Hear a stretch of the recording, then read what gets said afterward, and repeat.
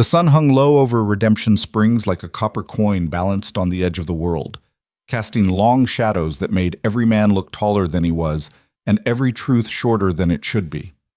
Frame Calloway sat motionless on his horse at the crest of Miller's Ridge, studying the town below with the calculating gaze of a man who'd learned to read violence in the way dust settled and dogs moved through streets. 37 years old, though the lines around his eyes suggested he'd lived twice that, Frame carried himself with the careful economy of motion that marked professional killers and broken men alike. His coat, dark and weathered, hung open despite the evening chill, and the empty holster on his right hip seemed to pull at him like a phantom limb. The gun that should have filled it lay wrapped in oilcloth at the bottom of his saddlebag, buried under spare clothes and the deed to a ranch he'd never seen.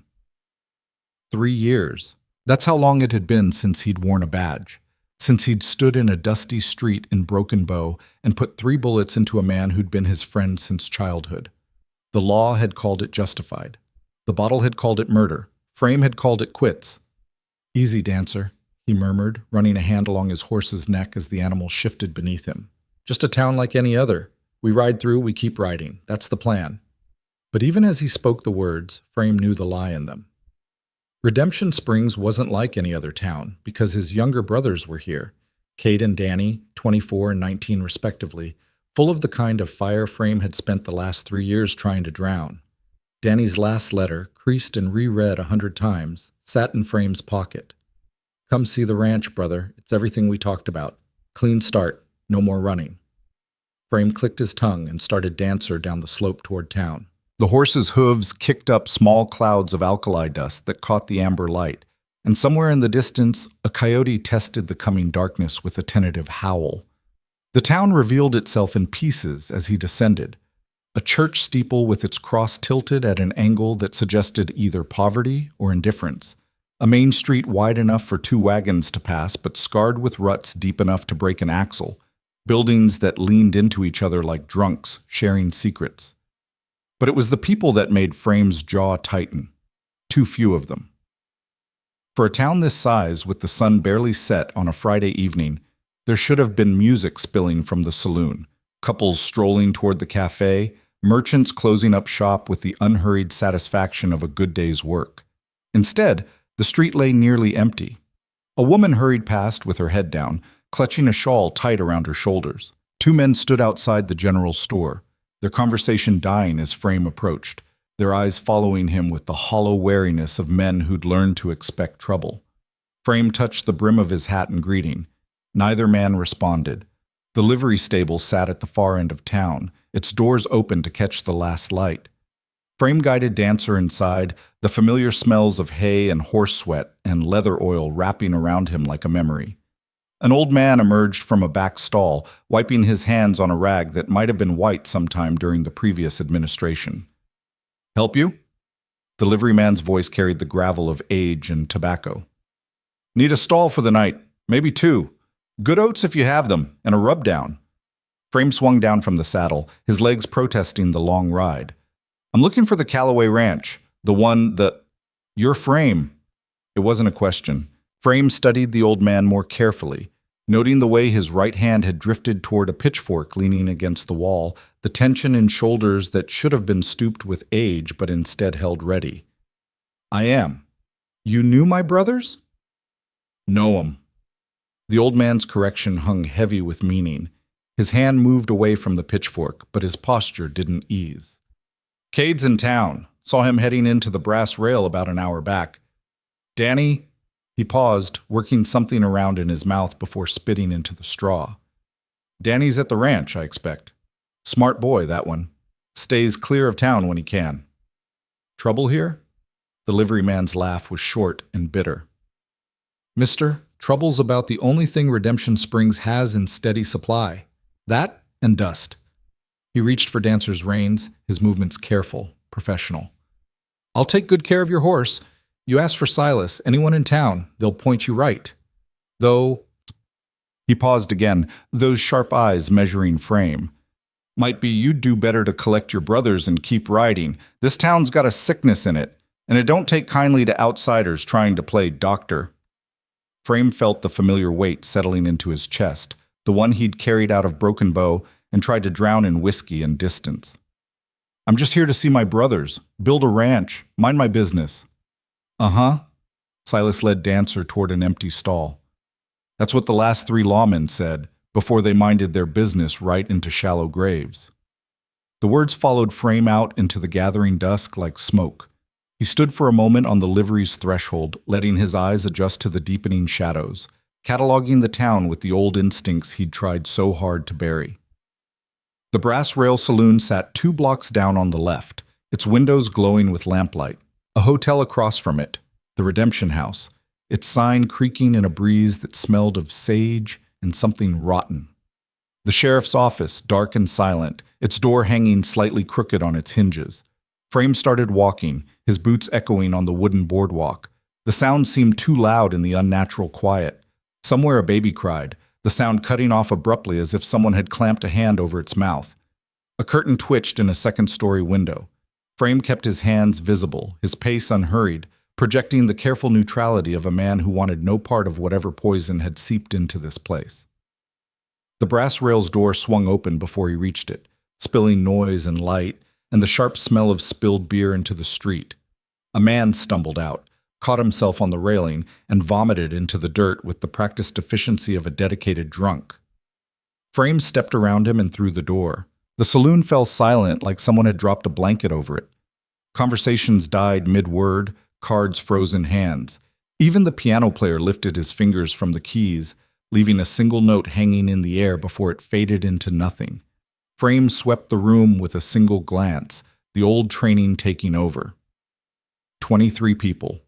2 exits, one blocked by a man who looked like he'd been designed specifically for that purpose. 6.5 feet of muscle and scar tissue, arms crossed, face expressionless. The bar ran along the left wall, bottles arranged with the kind of precision that suggested the barkeep either cared about his craft or was too afraid to let anything fall out of place. Tables scattered throughout, most occupied by men who'd gone very still, their eyes tracking Frame like wolves watching a stranger enter their territory. And there, at a table in the back corner, his chair tilted against the wall in the universal posture of a man who wanted his back protected and his exits covered. Cade. 3 years older than when Frame had last seen him, but the changes went deeper than time. Cade had always been quick to smile, quick to laugh, quick to see the best in people, even when the best was buried under layers of worst. That man was gone. This Cade sat rigid, his eyes hard, a gun worn low on his hip in a way that suggested it wasn't just for show. His right hand rested on the table, fingers drumming a nervous rhythm against the scarred wood. Their eyes met. Something flickered across Cade's face. Surprise, relief, fear, Frame couldn't tell. Then Cade's gaze shifted just slightly toward the bar. A warning. Frame turned slowly, careful to keep his movements non-threatening. The bartender, a thick-necked man with the kind of mustache that required genuine commitment, had both hands below the bar. Standard practice. Could be reaching for a rag, could be reaching for a shotgun. Frame had been in enough saloons to know the difference in body language. This was the shotgun posture. "I'm here for my brother," Frame said, pitching his voice to Carrie but keeping it level, unthreatening. "Not looking for trouble. Your brother." The bartender's voice matched his mustache and thickness. "That'd make you Frame Calloway." The name rippled through the room like a stone dropped in still water. Men shifted, hands moved closer to weapons. The giant by the door uncrossed his arms. It would. "Heard you were dead." This from a man at the nearest table, his words slightly slurred, his eyes focused with the special intensity of someone who was drunk enough to be brave but not quite drunk enough to be stupid. "Heard you ate a bullet down in Mexico after what happened in Broken Bow." Frame kept his eyes on the bartender. "Rumors of my death have been greatly exaggerated. Now, I'm going to walk over to my brother's table, have a drink, and catch up on family business. That going to be a problem?" The silence stretched. Frame counted heartbeats, watching the bartender's shoulders, the tiny muscles around his eyes, reading the decision forming there. Finally, the man's hands came up from below the bar, empty except for a bottle and 2 glasses. "No problem." The bartender set the bottle and glasses on the bar with exaggerated care. "First drinks on the house, for old times. Never been here before." I know. The bartender's smile didn't reach his eyes. That's why it's on the house. Frame took the bottle and glasses, nodded his thanks, and crossed to Cade's table. The crowd parted like he was carrying plague, chairs scraping as men gave him wide berth. He could feel their eyes on his back, measuring, calculating. Old instinct screamed at him to keep the wall behind him, to never expose his back to a room full of potential threats. But Cade had the good position, and Frame wasn't about to make this into a dominance display. He set the bottle on the table and folded himself into the chair across from Cade. Up close, the changes were even more pronounced. Cade's face had hardened, the easy humor that used to dance in his eyes replaced by something colder, more calculating. A scar ran from his left eyebrow into his hairline, still pink enough to be recent. His hands, when he reached for the bottle, moved with the careful control of someone constantly ready for violence. "You look like hell," Cade said softly. "You're not winning any beauty contests yourself." Frame poured 2 drinks, sliding one across to his brother. "When'd you start carrying like that?" Cade's hand drifted unconsciously to his gun. "When it became a requirement for staying alive in this town. Silas said there's trouble." "Silas talks too much." Cade lifted his glass, drained it in one swallow, and immediately poured another. "But he's not wrong. This town—" He trailed off, staring into his drink like he might find answers in the amber liquid. "You should have stayed away, Frame. Should have burned the letter and kept riding. That ranch Danny wrote about is real. Prettiest piece of land you ever saw. Creek runs through it year-round, good grazing, timber for building. We could make something there, the 3 of us." Cade's voice carried a wistfulness that made Frame's chest ache. "But it's 20 miles from town, and right now 20 miles might as well be 200. Talk to me, little brother." Cade glanced around the room. The noise had resumed, conversations and cards and the piano, but it all felt performative, like everyone was just waiting for the real show to start. When he spoke again, his voice dropped to barely above a whisper. "The Garvey family runs this town. Silas Garvey, no relation to your liveryman, owns the bank, the biggest ranch in the valley, half the businesses on this street. His sons, Thomas and Clayton, they're the real problem. Thomas is the eldest, thinks he's smarter than everyone else. Clayton's the enforcer, mean as a snake and twice as quick. They've got maybe 20 men working for them, most of them with more notches on their guns than teeth in their heads. And the law? There is no law. Not real law, anyway. We've had 3 sheriffs in the past year. First one tried to stand up to the Garveys, found himself on the wrong end of a stampede, purely accidental, of course. Second one was smarter, took their money and looked the other way. That worked fine until he got caught looking the wrong way at Clayton's wife.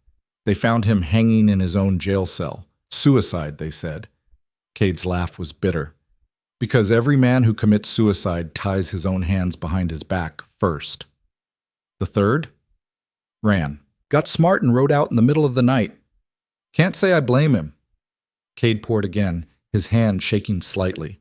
"Town's been without a badge for 3 months now. Garveys don't see the need for one. They've got their own law, enforced by their own men, and nobody's willing to stand against it." Frame felt the old familiar anger stirring, the sense of injustice that had driven him into law work in the first place. He tamped it down hard. "Not our problem. We get Danny, we go to the ranch, we build our lives. Let this town sort itself out." "That's what I said." Cade met his eyes, and Frame saw desperation there, the kind that came from watching hope curdle into fear. "That's what Danny says every time I try to talk sense into him. But Frame, they won't let us. The Garveys want our ranch. The creek that runs through it? That's water they can't control, and Silas Garvey doesn't like things he can't control. They've made 3 offers, each one lower than the last. Next step isn't another offer. Next step is forcing us off or burying us on it. How long? 2 weeks, maybe 3 before they make their move. They're setting things up now, getting the town primed. There's been talk about rustling, cattle going missing from Garvey ranches. Guess where they're planting the evidence?" Frame closed his eyes, feeling the trap closing around him. "Our place." "Give the man a prize." Cade's voice dripped bitterness. "They'll stage a raid, find their cattle on our land, and string us up for thieves. Clean, legal, or legal enough for this town, and Silas Garvey gets his water rights. It's the same game they've run on 3 other families in the past 2 years. Then we leave. Tonight." Get Danny, pack what we can carry, and ride out. There's other land, No. The single word, flat and final, stopped Frame mid-sentence. He studied his brother, seeing the stubborn set to his jaw, the determination burning behind the fear in his eyes. Danny won't leave, Cade continued. He's put everything into this place, his money, his time, his dreams. You know how he is, Frame. Once he sets his mind to something, you couldn't move him with dynamite and a team of mules. He says running just proves the Garveys right, that fear wins when good men do nothing. He actually said that. Sounded like he was quoting it from somewhere. Frame recognized the words, remembered saying something similar to a young Danny years ago, back when Frame still believed in heroes and happy endings. The irony tasted like copper. Then we fight. With what? Cade spread his hands. It's 3 of us against an army. The town won't help. They're too scared or too bought off. We've got no badge, no authority, nothing but our guns and our stubbornness. I'm good, Frame, better than I used to be. But I'm not you. Danny's fast, but he's green, still thinks there's honor in a fair fight. Against the Garveys, we'd last maybe a week before they either killed us or framed us for something that amounts to the same thing. The piano player had shifted into something melancholy, a tune that Frame half recognized but couldn't name. Around them, the saloon had settled into its rhythms, but Frame could still feel the attention, the way conversations kept one ear pointed in their direction. Tell me about Danny, Frame said finally. How's he really doing? Cade's expression softened. He's good, growing into a fine man. Talks about you all the time, the things you taught him, the stories you told. He's built up the ranch mostly by himself, working dawn to dark. Got away with horses that borders on magical. The hands we hired, before they got too scared to stay, they said he could gentle a wild bronc faster than anyone they'd ever seen. He's 19. Should be chasing girls and getting into trouble, not running a ranch alone. He does his share of that too. A ghost of a smile crossed Cade's face. There's a girl in town, Sarah Winters. Her father runs the general store. Danny's sweet on her, though he tries to hide it. Gets red as a tomato every time she smiles at him. Frame felt something twist in his chest. He'd missed so much, running from his own demons, trying to outride a past that followed him like a shadow. 3 years of letters that never quite bridged the distance. Updates that couldn't capture the reality of his brothers growing up without him. I want to see him. Tomorrow. We'll ride out first thing. Tonight, you're staying at the hotel. Cade cut himself off as the saloon door swung open. The man who entered could have been carved from granite and dressed in expensive clothes as an afterthought. Tall, broad-shouldered, with silver-shot hair and eyes the color of creek ice, he moved through the room with the casual arrogance of someone who knew he owned everything in it, including the people. The crowd parted before him like water before the prow of a ship. 2 men flanked him, cut from the same cloth but younger, meaner. The one on the left shared the older man's height and ice-chip eyes. Thomas Garvey, Frame guessed, noting the expensive suit, the manicured hands that had never done real work, the calculating way he scanned the room. The one on the right was all coiled violence in human form, shorter, wider, with the scarred knuckles and broken nose of a man who solved problems with his fists and enjoyed it. Clayton. That's them, Cade whispered unnecessarily. Silas Garvey made his way to the bar, his sons taking up positions on either side like bookends. The bartender materialized a bottle that probably cost more than most men in the room, made in a month.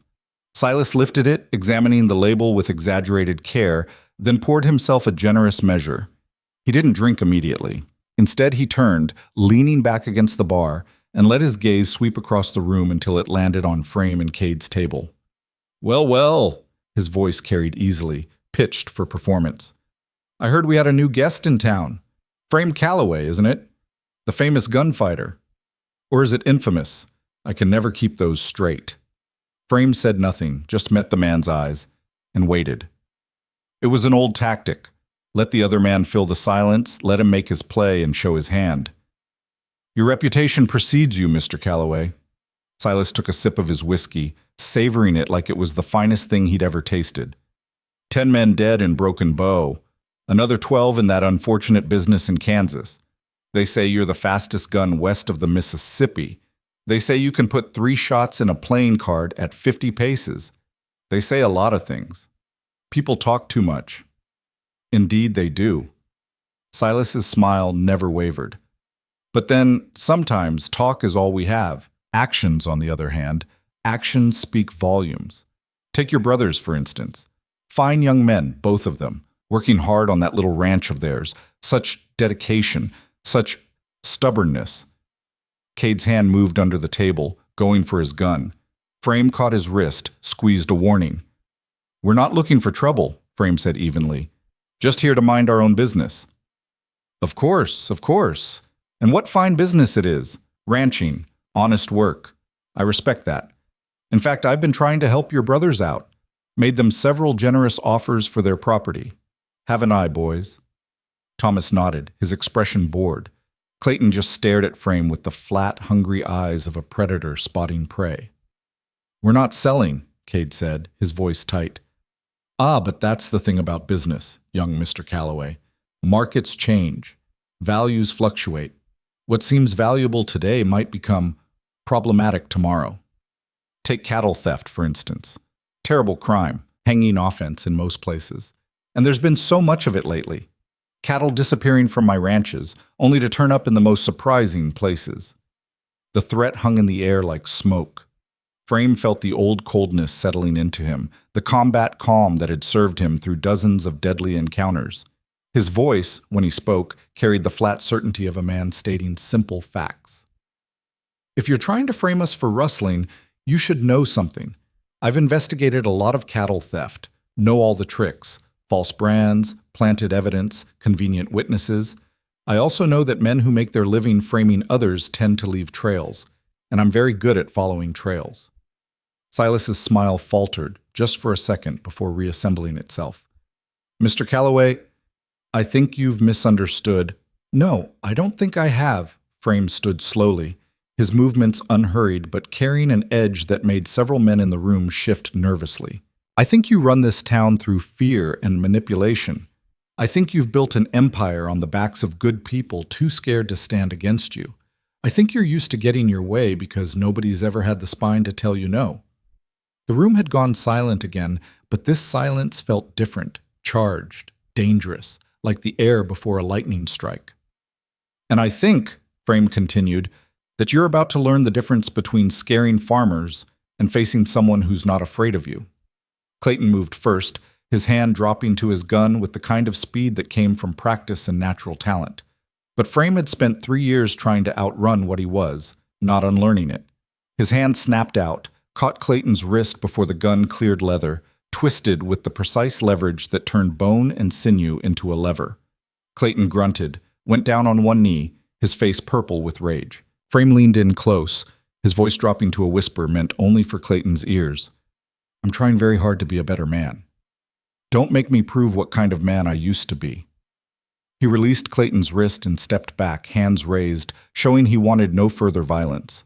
Clayton surged to his feet, murder in his eyes, but Silas's hand caught his shoulder, held him back. "Gentlemen," Silas said, his voice tight with controlled fury, "I can see we've gotten off on the wrong foot. Mr. Calloway, perhaps we should continue this conversation another time when cooler heads can prevail." "Nothing to talk about," Frame said. "My brothers aren't selling. And if your cattle keep disappearing, I suggest you look to your own men. In my experience, the wolves are usually inside the fence, not outside it." He turned back to Cade. "Come on, let's get out of here." They made it 3 steps before Thomas Garvey spoke up, his voice carrying the casual cruelty of a man who'd never been punched hard enough to learn humility. "Enjoy your brother while you can, Cade. I hear he's planning to marry that pretty little Sarah Winters. Shame about her father's store. Heard he's been having trouble making his payments to the bank. Business must be suffering. Of course, if something were to happen to change the family's circumstances." Frame's hand shot out, catching Cade's shoulder before his brother could wheel around. He could feel the rage trembling through Cade's frame, the desperate need to do violence to the smirking man who'd just threatened everything Danny loved. "Outside," Frame said quietly. "Now." They walked out together, Frame's hand never leaving Cade's shoulder, guiding him through the door and into the cool night air. Behind them, laughter erupted, ugly, mocking laughter that followed them like poison. The street was empty now, the darkness broken only by scattered lamplight from windows. Cade pulled away from Frame, paced 3 steps, then spun back, his hands clenched into fists. "You heard him! You heard what he threatened!" "I heard. And you're just going to walk away? The Frame Calloway I knew would have put a bullet between that smug bastard's eyes." "The Frame Calloway you knew put a bullet between his best friend's eyes because the law said it was justified." Frame's voice came out harsh, rough with old pain. "That Frame Calloway drank himself to sleep every night trying to forget what he was, what he'd become. That Frame Calloway was a ghost trying to haunt his own life. Is that who you want me to be?" Cade deflated, the rage draining out of him. No, I'm sorry, it's just, Frame, they're going to come after Danny. You heard Thomas. They'll ruin Sarah's father, force her family to, I don't know what. They'll use her to get to Danny, and Danny, he's not like us. He still believes in people, in doing the right thing. He'll try to protect her, and they'll kill him for it." Frame looked up at the stars, clear and cold and indifferent to the troubles of men below. Somewhere out there, 20 miles away, Danny was probably working late by lamplight, unaware that the world was closing in around him. "Then we don't let them," Frame said finally. "But we do it smart. We don't give them an excuse to make this into open war." "How?" "I don't know yet." Frame turned back to his brother. "But I didn't ride all this way to watch my family get destroyed by bullies in expensive suits. Get some sleep. Tomorrow, we ride out to the ranch, we talk to Danny, and we make a plan." "And if the plan doesn't work?"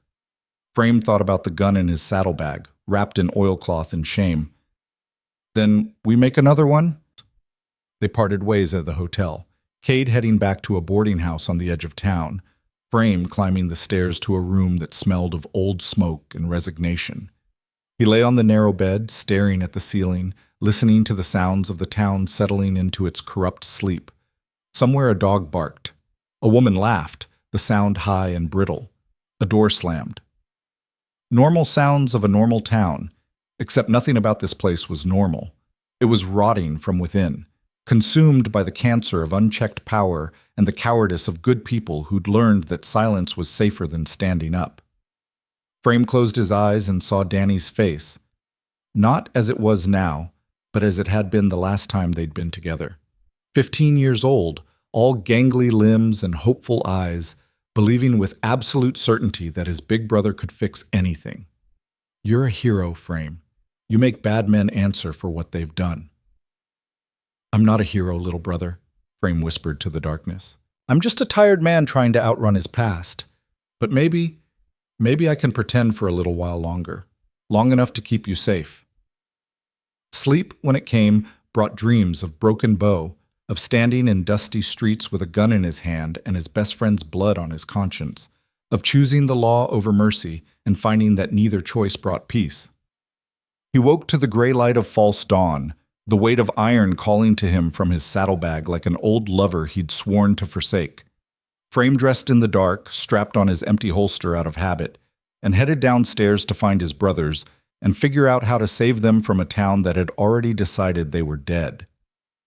The day ahead would bring revelations, confrontations, and choices that would set the course for everything to follow. But for now, in the quiet hour before sunrise, Frame Calloway walked through the sleeping streets of Redemption Springs and tried to remember what it felt like to believe that one man could make a difference.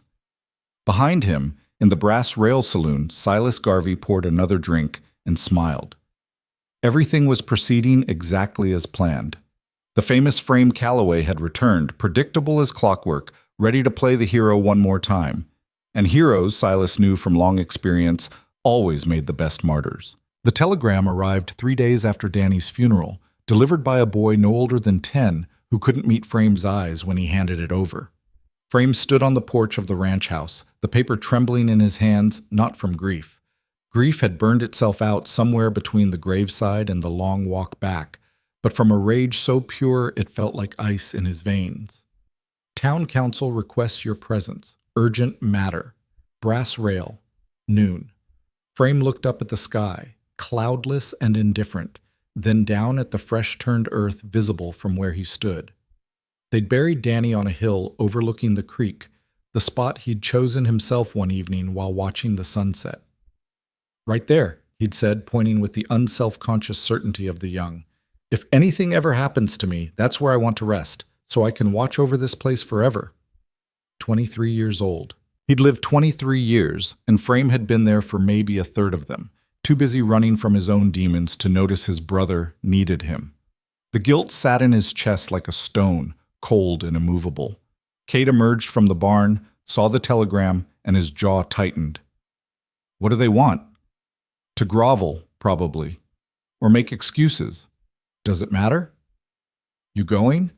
Frame crushed the telegram in his fist. Yeah, I'm going. Frame, I'm not going to kill anyone, Cade. The words tasted like ash. Much as I want to, much as they deserve it, but I'm going to hear what they have to say, and then I'm going to tell them exactly what I think of their cowardice. The ride into town passed in silence. Cade had wanted to come, but Frame needed to do this alone, needed to face the people who'd stood by and let his brother die without the complication of worrying about Cade doing something stupid. The town materialized out of the heat shimmer, looking exactly as it had a week ago, as if the world hadn't fundamentally shifted on its axis. Frame tied Dancer outside the brass rail and pushed through the doors at precisely noon. The saloon was packed, but not with the usual crowd of drinkers and gamblers. The town's merchants occupied the tables, store owners, the banker who wasn't Silas Garvey, the doctor, the minister, the postmaster. Men in clean clothes with soft hands and softer spines, their faces arranged in expressions of carefully practiced concern. Mayor Hutchins stood as Frame entered, a portly man with a politician's smile that didn't quite hide the fear in his eyes.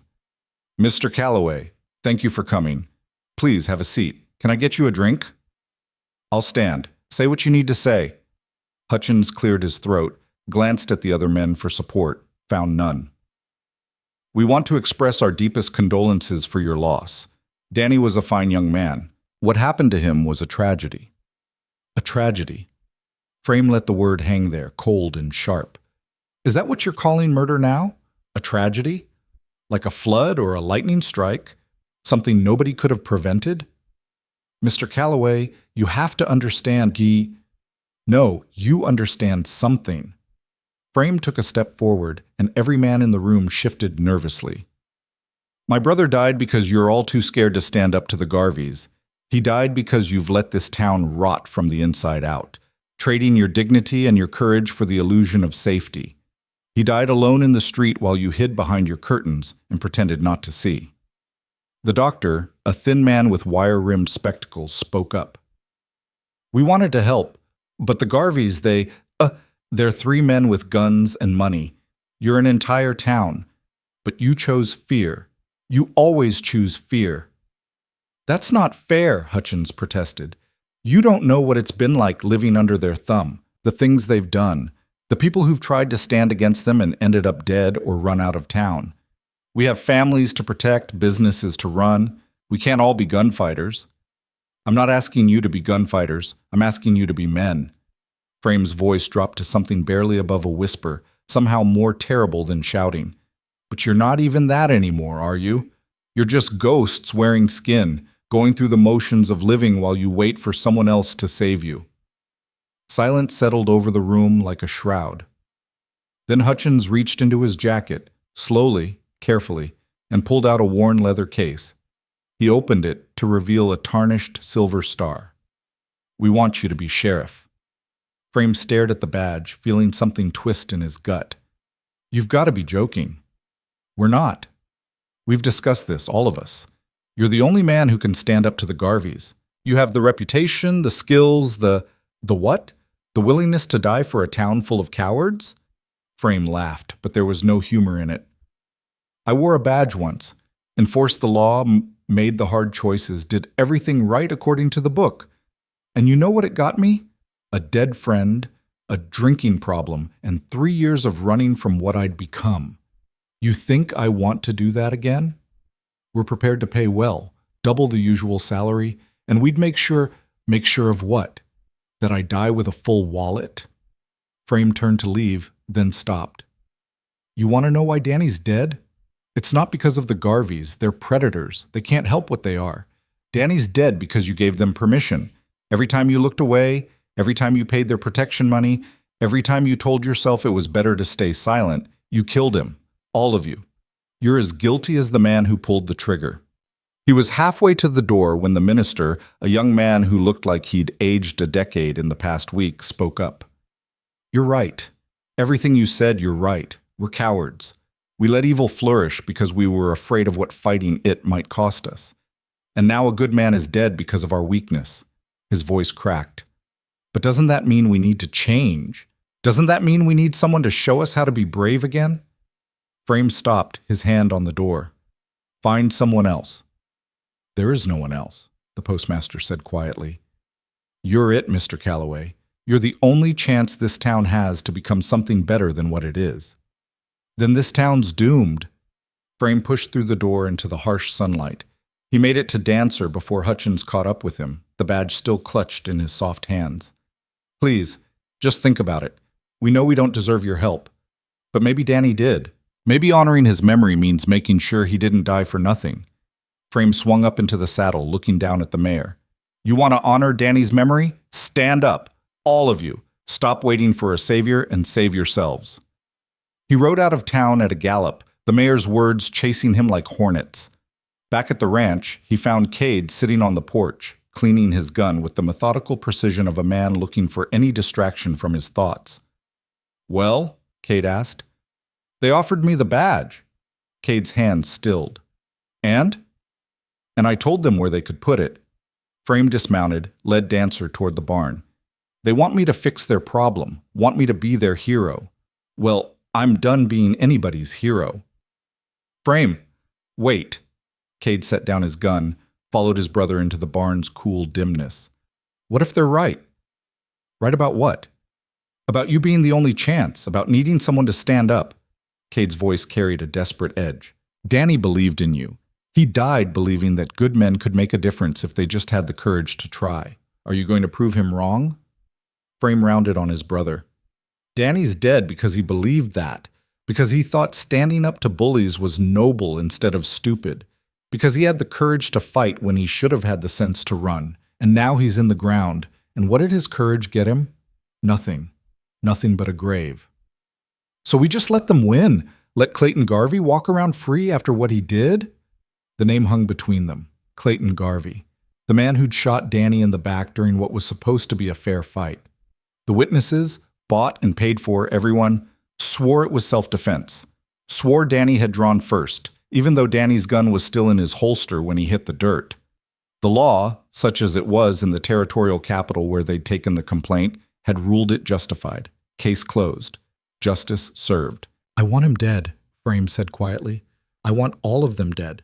But wanting something and being able to get it without becoming the very thing I'm fighting against, those are two different things. Then take the badge. Make it legal. You think a piece of tin changes anything? You think it'll make the Garveys any less powerful or the town any less corrupt? Frame shook his head.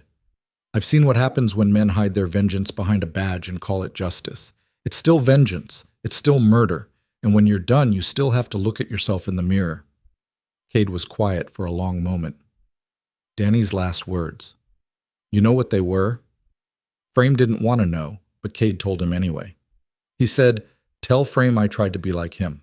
That's what he said, lying there in Sarah's arms, bleeding out in the street. Tell Frame I tried to be like him. Cade's voice broke. He didn't try to be like you, Frame. He tried to be like who you used to be. The man who stood up for people who couldn't stand up for themselves. The man who believed the law meant something, that Frame Calloway would take the badge, that Frame Calloway would make things right. That Frame Calloway put 3 bullets in his best friend, and saved a town, and stopped a gang that had killed 17 people, and gave a dozen families their lives back. Cade grabbed Frame's shoulders, forced him to meet his eyes. You want to talk about guilt? Fine. Feel guilty about Broken Bow. Feel guilty about every man you've killed.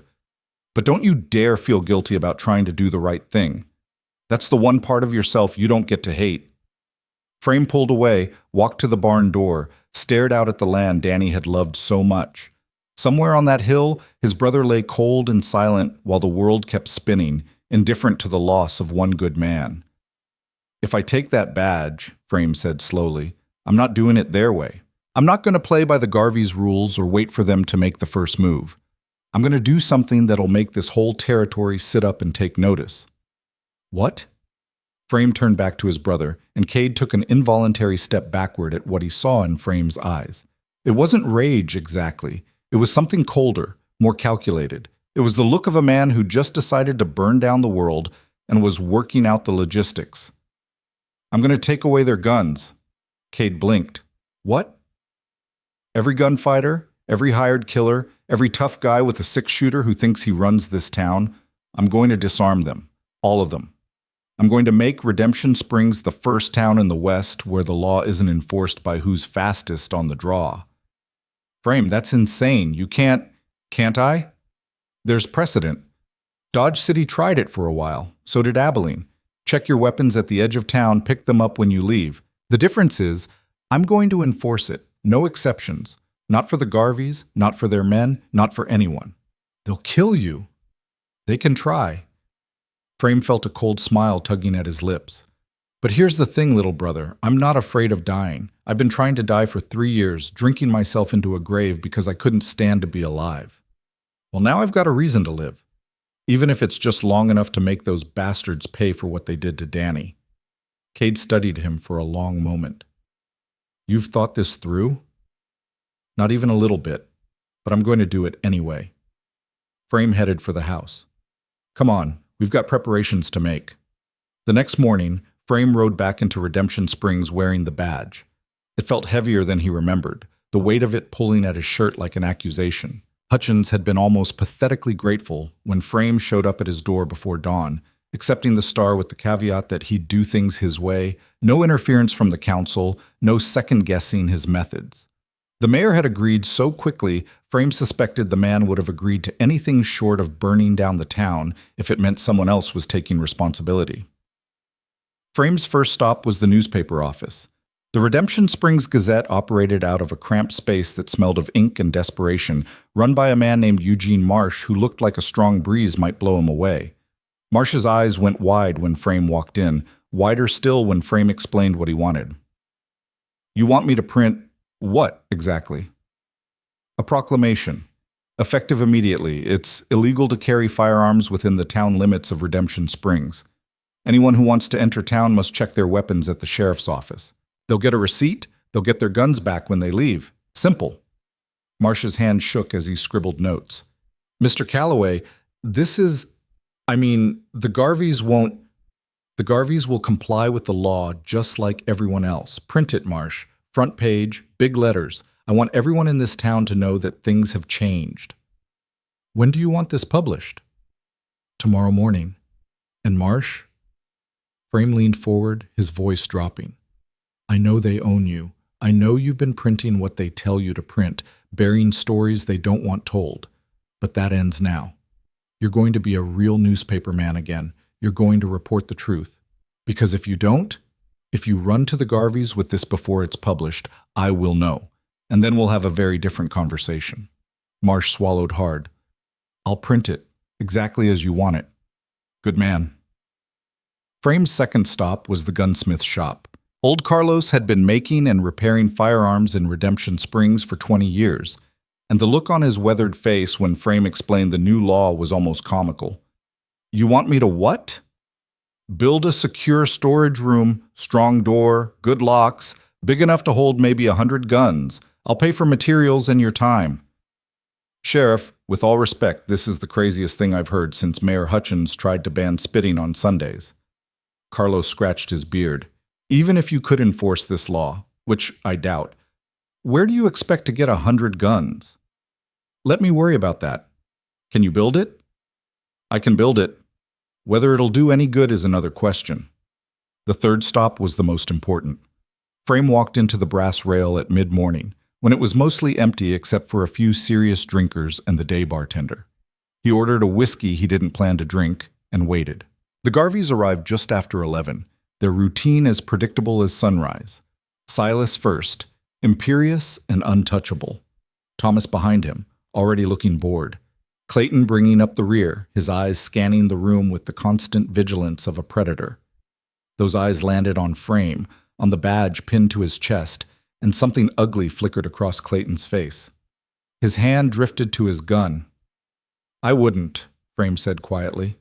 Silas noticed the badge, and his expression shifted through surprise, calculation, and finally settling on amused contempt. "Well, well. The grieving brother decides to play lawman. How touching. Mr. Garvey, I need to inform you of a new town ordinance that takes effect tomorrow." "An ordinance? How official?" Silas gestured to the bartender for his usual bottle. "Do tell." "Effective immediately, it's illegal to carry firearms within Redemption Springs town limits. All weapons must be checked at the sheriff's office upon entering town." The silence that followed was absolute. Even the serious drinkers stopped mid-swallow. Thomas laughed first, a sharp bark of disbelief. "You can't be serious." "Completely serious. The ordinance has been approved by the town council and will be published in tomorrow's Gazette." Frame kept his eyes on Silas, reading the older man's reaction. "It applies to everyone. No exceptions." "You're insane," Clayton growled. "You think you can take our guns? You think we're just going to hand them over because you've got a piece of tin on your chest?" "I think the law is the law, and as sheriff, I intend to enforce it." Silas held up a hand, silencing Clayton. His eyes never left Frame's face, studying him like a specimen under glass. "Mr. Calloway, Sheriff Calloway, I should say, let me make sure I understand. You're proposing to disarm everyone in town, including my men, including my sons, including me. That's correct? And if we refuse, then you'll be in violation of the law, and I'll arrest you." Thomas laughed again, but it sounded forced. "You and what army? There's 3 of us right here, Sheriff. How many of us do you think you can arrest before one of us puts a bullet in you?" Frame turned to face Thomas fully, and his voice when he spoke carried the weight of absolute certainty. "All of you. I'll arrest all of you, and if you draw on me, I'll kill you. All of you. In the time it takes your brother to clear leather, I'll put 3 rounds in him and 2 in you, and your father will die knowing his legacy is 2 sons bleeding out on a saloon floor because they were too stupid to know when they were beaten." The air in the room seemed to crystallize. Thomas's hand had moved toward his gun, frozen there by the deadly promise in Frame's eyes. Clayton was coiled like a spring, ready to explode into violence. But it was Silas who understood, who saw the truth that his sons were too young and too arrogant to grasp. Frame wasn't bluffing. This wasn't bravado or posturing. This was a man who'd already accepted his own death and was simply calculating how many he could take with him. "Stand down," Silas said quietly. "Both of you." "But father, I said stand down." Silas's voice cracked like a whip. He waited until his sons had backed away from the confrontation, then turned back to Frame. "You've thought this through, I assume. You know what you're starting. I know exactly what I'm starting. I'm starting a town where the law means something, where men settle their disputes in court instead of the street, where families can walk down the main street without fear of being caught in crossfire. I'm starting the end of your reign, Mr. Garvey. My reign, as you call it, has lasted 15 years. It will outlast you by 15 more." Silas's smile was cold. "But I admire your courage, misguided though it is. Tell me, Sheriff, when you enforce this law tomorrow, who do you expect to enforce it on first?" "Everyone who enters town, starting with whoever shows up first."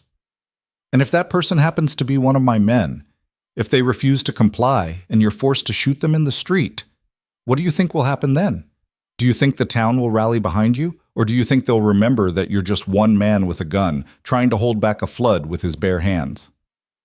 "I guess we'll find out tomorrow." Frame stood, dropped a coin on the bar for the whiskey he hadn't touched, and walked toward the door. Behind him, he could feel the weight of their stares, the calculation happening in 3 separate minds. Let them calculate. Let them plan. Tomorrow would come regardless.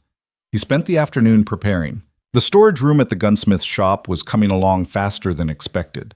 Carlos had roped in his 2 sons to help, and together they'd framed out a space with solid walls and a door thick enough to stop anything short of dynamite. Frame helped where he could, measuring, cutting, installing a lock mechanism that would have made a bank jealous. As they worked, people drifted by. Some openly curious, others pretending to have business elsewhere while they watched from the corners of their eyes. Frame could feel the town holding its breath, waiting to see if this was real or just another false start, another attempt at justice that would collapse under the weight of the Garveys' power. Cade showed up around sunset, leading a pack horse loaded with supplies. "Thought you might want these," he said, gesturing to the rifles and ammunition strapped to the animal's back. "Figured you're about to make some enemies. Might as well be prepared." "I'm already prepared." But Frame helped him unload anyway, stacking the weapons in the sheriff's office that had sat empty and forgotten for 3 months. The office itself was a testament to neglect, dust thick enough to write in, cobwebs in every corner, a desk that looked like it hadn't been used since the previous century. Frame spent an hour cleaning, sweeping, making the space inhabitable again. When he was done, he sat in the chair behind the desk and stared at the empty cells in the back. Tomorrow, if things went as badly as he expected, those cells would be full, or he'd be dead. There wasn't much middle ground. Sarah Winters came by just as the sun was setting. Danny's former girl, because Danny was gone, and the living had to find ways to keep living.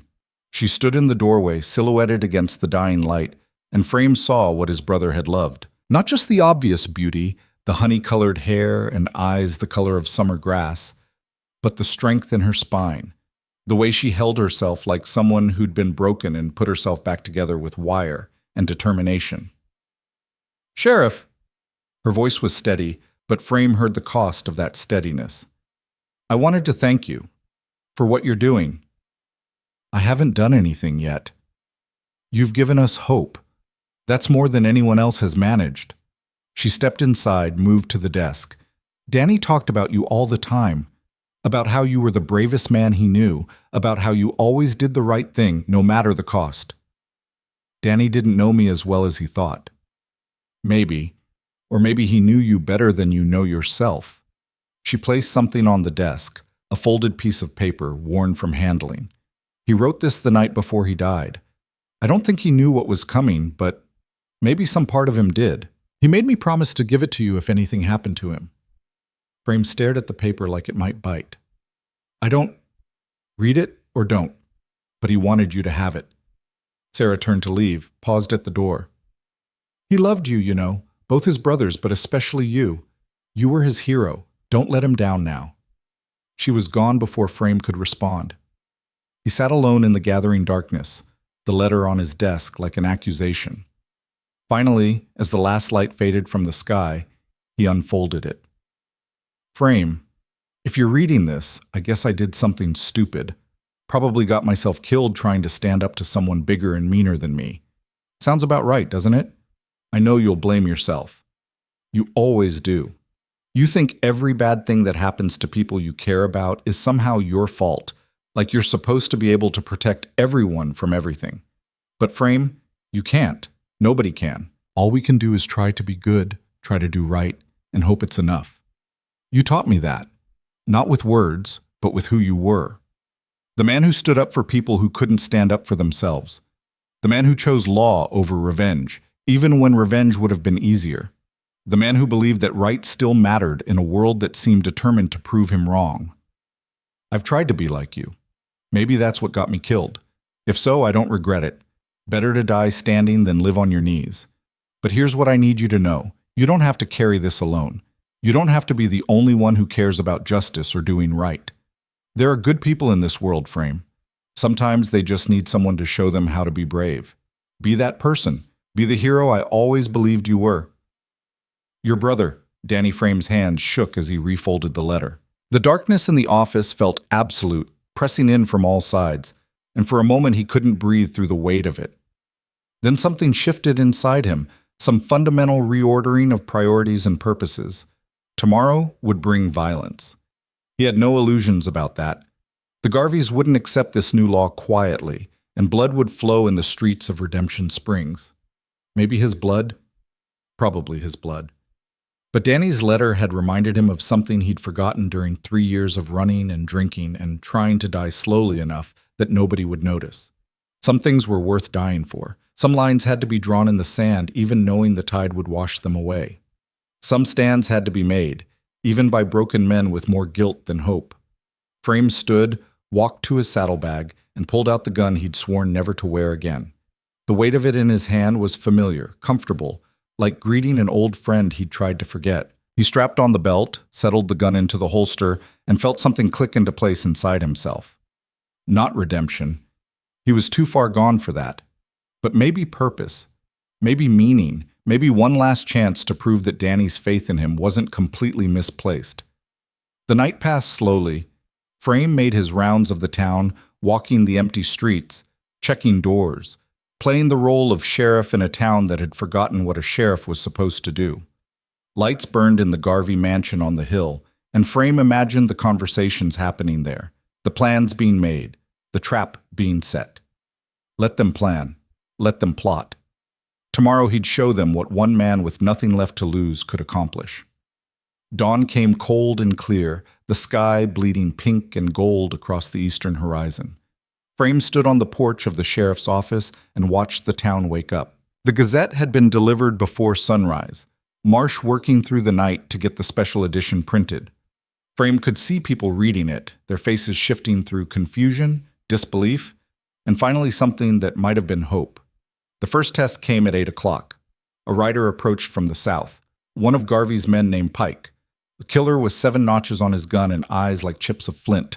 He rode straight down the main street, his hand resting on his weapon, daring anyone to challenge him. Frame stepped into the street. "That's far enough, Pike." The rider reined in his horse, looked down at Frame with undisguised contempt. "You wearing that badge doesn't change anything, Calloway. I've got business in town." "Then you'll check your gun first. New law. Read about it in the paper." Pike laughed. "I don't think so. See, I work for the Garveys, and the Garveys don't follow laws. They make them." "Not anymore." Frame's voice was calm, almost conversational. "You've got 2 choices, Pike. You can hand over your weapon peacefully, conduct your business, and pick it up when you leave. Or you can refuse, in which case I'll arrest you for violating town ordinance. And if I resist arrest, then I'll kill you." Frame let the words hang there, simple and final. "Your choice." For a long moment, Pike stared down at him, calculating odds. Frame could see it in his eyes. The man was fast, probably faster than average, and he was sitting on a horse with the height advantage. But he'd also heard the stories about Frame Calloway, about Broken Bow and the men who'd died there, about the speed that bordered on supernatural. Slowly, carefully, Pike lifted his gun from its holster with 2 fingers and held it out. "This isn't over. It is for today." Frame took the weapon, tagged it, locked it in the storage room. "Enjoy your business in town, Mr. Pike." By noon, Frame had collected 14 guns. Word spread faster than fire, and men who'd planned to ride into town found excuses to stay away. But others came, testing him, seeing if he'd really enforce this insane law. He did. Every time. Politely when possible, forcefully when necessary. 2 men tried to slip past him with concealed weapons. Frame caught them both, confiscated their guns, and sent them packing with warnings that next time would mean jail time. The town watched it all with growing amazement. Frame could feel their eyes on him, could sense the shift happening in the collective consciousness of Redemption Springs. For the first time in years, someone was standing up to the Garveys' power. For the first time, the law meant something besides whatever the rich and powerful said it meant. The Garveys themselves didn't appear until mid-afternoon.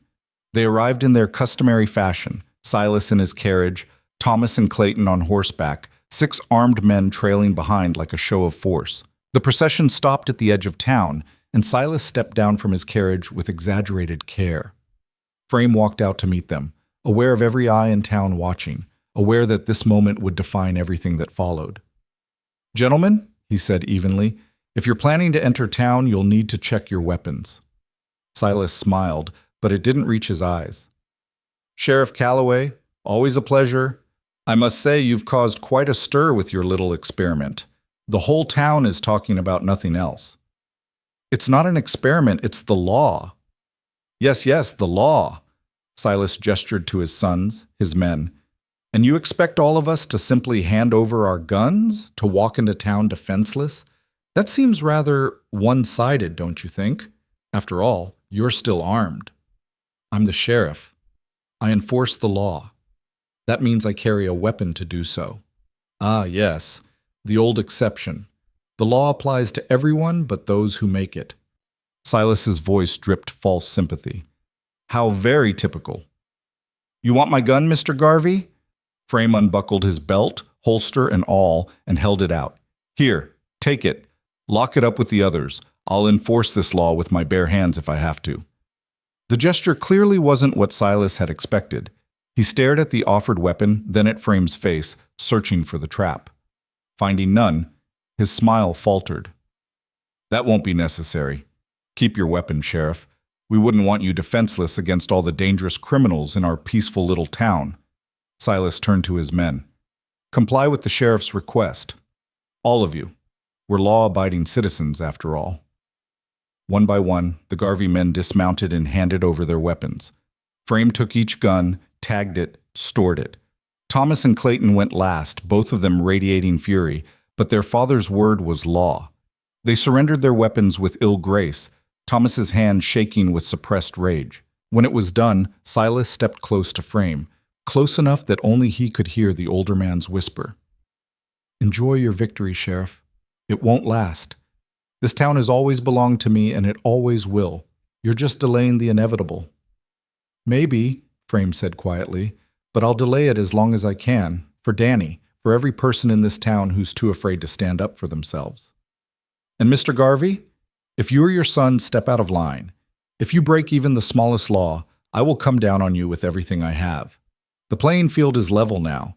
Let's see how you do when you can't hide behind your guns. Silas's smile turned arctic. We'll see indeed. He swept into town, his sons and men following, all of them unarmed, all of them suddenly just men instead of forces of nature. Frame watched them go, then turned to find half the town standing in the street, staring at him like he'd just turned water into wine. Mayor Hutchins approached first, his face flushed with excitement. Sheriff, that was... I've never seen... You actually did it. Did what? You took their guns, the Garveys. You actually made them comply. Hutchins' voice rose. This is incredible. This changes everything. Nothing's changed yet, Frame said quietly. This was just the opening move. They'll push back. Hard. But even as he said it, Frame could see the difference.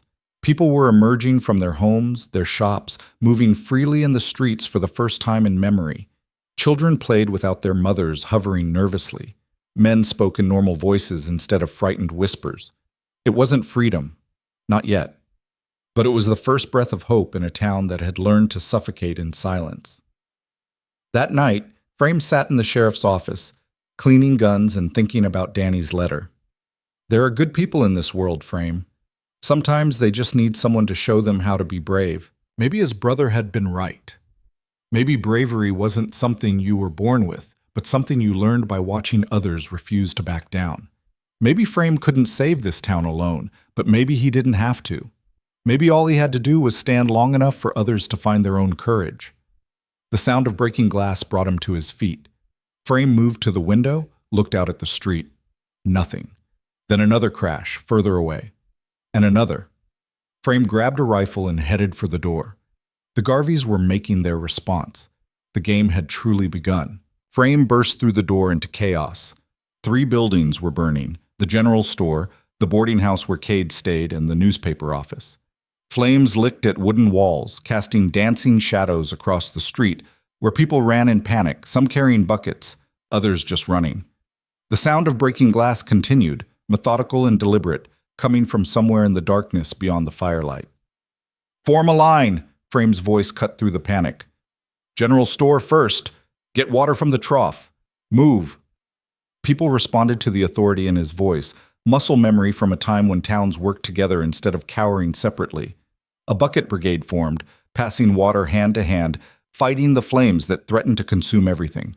Frame coordinated the effort while scanning the shadows, searching for the arsonists he knew were still out there, watching their handiwork. Eugene Marsh stumbled from his burning newspaper office, his face blackened with soot, clutching an armful of papers to his chest like they were children.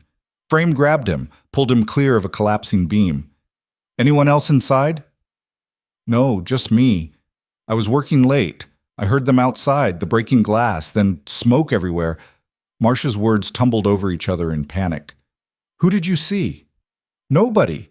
It was dark. They moved fast, but I heard them laughing. I heard Clayton Garvey's voice. I'd know it anywhere. Frame's jaw tightened. He'd taken their guns, made them comply with the law in front of the whole town, and this was their answer. Burn it down. Burn it all down. If they couldn't rule through fear of violence, they'd rule through actual violence. Kate appeared at his elbow, breathing hard. The boarding house is gone. Mrs. Henderson got everyone out, but we lost everything. My room, all my things. You're alive, that's what matters. Frame handed him the rifle. Stay here. Keep these fires from spreading. I'm going hunting. Frame, don't... But Frame was already moving, slipping into the darkness between buildings, following the sound of retreating footsteps and muffled laughter. His eyes adjusted to the shadows, and he caught movement ahead. 3 men, moving with the casual confidence of people who believe themselves untouchable. Frame recognized 2 of them from earlier, Garvey men who'd surrendered their weapons with undisguised resentment. The third was Clayton himself, still laughing at some joke, a bottle of whiskey swinging from his hand. They'd armed themselves again somehow, guns visible on their hips, the new law nothing but a joke they'd decided to ignore. Gentlemen, Frame called out, his voice carrying through the darkness. That's far enough. The 3 men spun, hands dropping to weapons. Clayton's laugh died mid-sound, replaced by something uglier. Well, the sheriff, out for a midnight stroll? You're under arrest, all 3 of you. Arson, destruction of property, and violation of the weapons ordinance. That's so. Clayton took a step forward, and his men flanked him, spreading out to create crossfire angles. See, I don't think we are. I think you're going to turn around and walk away, because if you don't, we're going to kill you. And then who's going to save your precious town? Frame's hand rested on his gun, but he didn't draw. Not yet.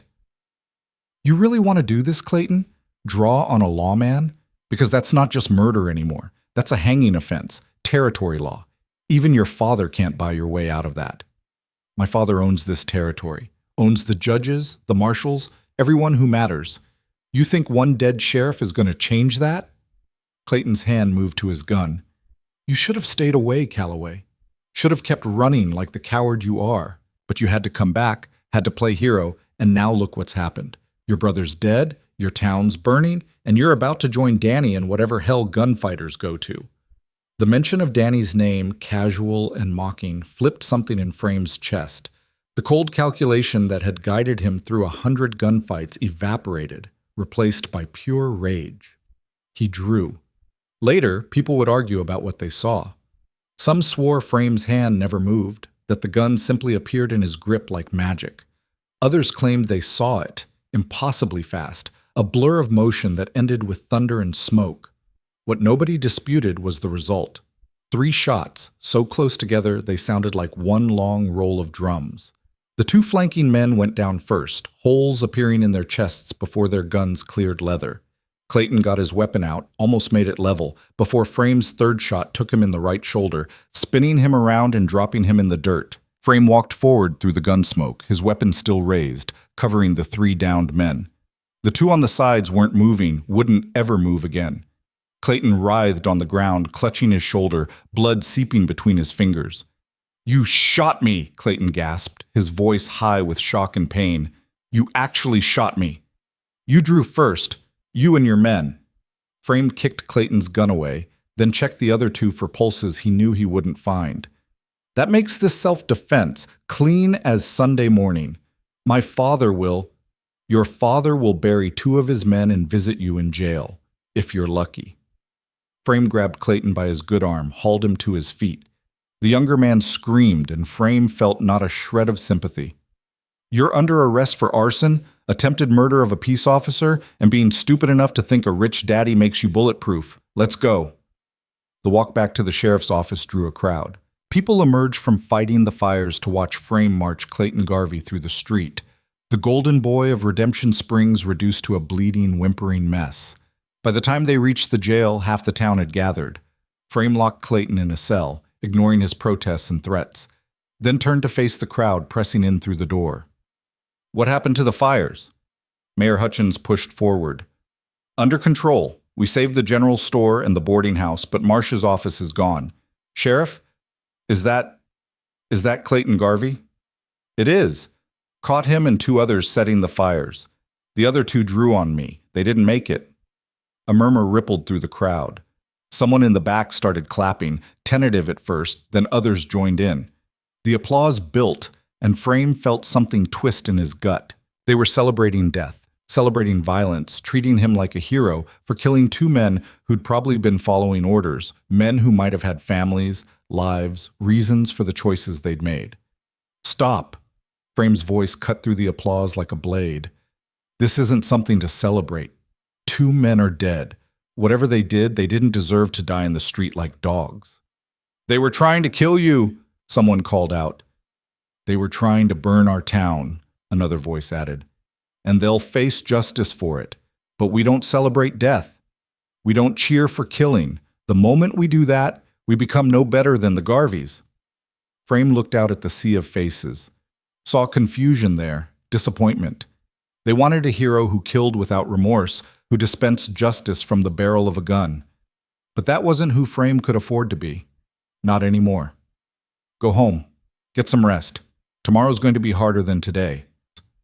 The crowd dispersed slowly, reluctantly. Cade stayed behind, leaning against the doorframe, his face unreadable in the lamplight. You could have let them celebrate, he said quietly. Could have used it. Build momentum. Get people on your side. I don't want people on my side because I killed someone. I want them on the side of law, of order, of building something better than what we had. Frame sank into the chair behind his desk, suddenly exhausted. The moment this becomes about me instead of the principle, we've already lost. Frame, those men, were following Clayton's orders. Probably got paid a few dollars each. Probably didn't even know why they were doing it beyond the boss said so. Frame rubbed his eyes. I know what you're going to say. They made their choice, they drew first, they got what they deserved. And you're right. But that doesn't mean I have to like it. Doesn't mean I have to pretend killing is something to celebrate. Cade was quiet for a long moment. You know Silas is going to come for you now. He's lost 2 men, and his favorite son is in a cell with a bullet in his shoulder. This doesn't end peacefully. I know. So what's the plan? Frame didn't have a good answer to that. The truth was, he'd been making this up as he went, riding on instinct and fury and the desperate need to make Danny's death mean something. He'd taken away the guns, enforced the law, arrested the untouchable Clayton Garvey, and now he stood at the edge of a cliff with nowhere to go but forward or down. We hold the line, he said finally. We enforce the law, we protect the people, and we prove that right can win if someone's willing to stand up for it. And when Silas comes with his whole army, when he decides to burn the whole town down instead of just 3 buildings, then we fight. But we fight clean, we fight legal, and we make sure that when the territorial marshal finally shows up, because he will show up, this is too big to ignore, he finds us on the right side of the law, the territorial marshal. Frame hadn't thought about that angle until the words left his mouth, but suddenly it made perfect sense. Silas Garvey might own the local law, might have judges and sheriffs in his pocket across 3 counties, but the territorial government was a different beast. A shooting involving a peace officer, multiple deaths, arson in a settled town, that would draw attention from the capital, scrutiny that even the Garveys couldn't buy off. I need to send a telegram, Frame said, standing abruptly. To the territorial marshal's office. Full report of everything that's happened. Danny's murder, the fires, the shooting tonight. Make it official. Make it public. The Garveys can control what happens in Redemption Springs, but they can't control what happens in the capital. The telegraph office is closed. Won't open until morning. Then I'll wait until morning. You get some sleep. I'll watch the prisoner. Cade left reluctantly, and Frame settled in for a long night. From his cell, Clayton had stopped moaning and started threatening, his voice rising and falling in waves of impotent fury. Frame ignored him, focusing instead on composing the telegram in his head, choosing each word carefully. The trick was to be factual without sounding hysterical, to lay out the situation clearly while making sure the marshal understood the urgency. Around midnight, a knock at the door pulled Frame from his thoughts. He answered to find Sarah Winters standing on the threshold, a basket in her hands. "I brought food," she said simply. "Figured you hadn't eaten." Frame hadn't, he realized. Couldn't remember the last time he'd had a proper meal. He stepped aside to let her in, noting the way she carefully didn't look at Clayton in his cell, the way her hands shook slightly as she unpacked bread and cheese and cold chicken. "You didn't have to do this." "I know, I wanted to." Sarah arranged the food on his desk with nervous precision. "What you did tonight, stopping them, arresting Clayton. Danny would have been proud." Frame felt the familiar guilt twist in his chest. Danny would still be alive if I'd been here sooner, if I'd faced the Garveys before they felt bold enough to kill him. Danny would still be alive if a lot of things had been different, but they weren't, and he's gone, and torturing yourself won't bring him back. Sarah met his eyes, and Frame saw steel there beneath the grief. What will honor his memory is making sure his death meant something, making sure this town becomes the place he believed it could be. "I'm trying, I just don't know if it's enough." "It's more than anyone else has done, more than anyone else has dared." She moved toward the door, paused with her hand on the frame. "The town's behind you, Sheriff. Maybe not everyone, maybe not loudly, but we're here. And when the Garveys come, and they will come, you won't be alone." After she left, Frame ate mechanically, tasting nothing, his mind already racing ahead to the confrontations to come. Clayton had finally fallen silent in his cell, either sleeping or sulking. The night pressed in through the windows, heavy and expectant. Dawn came too quickly and not fast enough. Frame washed his face in cold water, changed his shirt, and headed for the telegraph office. The operator, a nervous man named Fellows who jumped at shadows, read Frame's message with growing alarm. "Sheriff, sending this to the territorial marshal, that's going to bring a lot of attention. The Garveys won't like it." "The Garveys don't have to like it. Send it. Official business."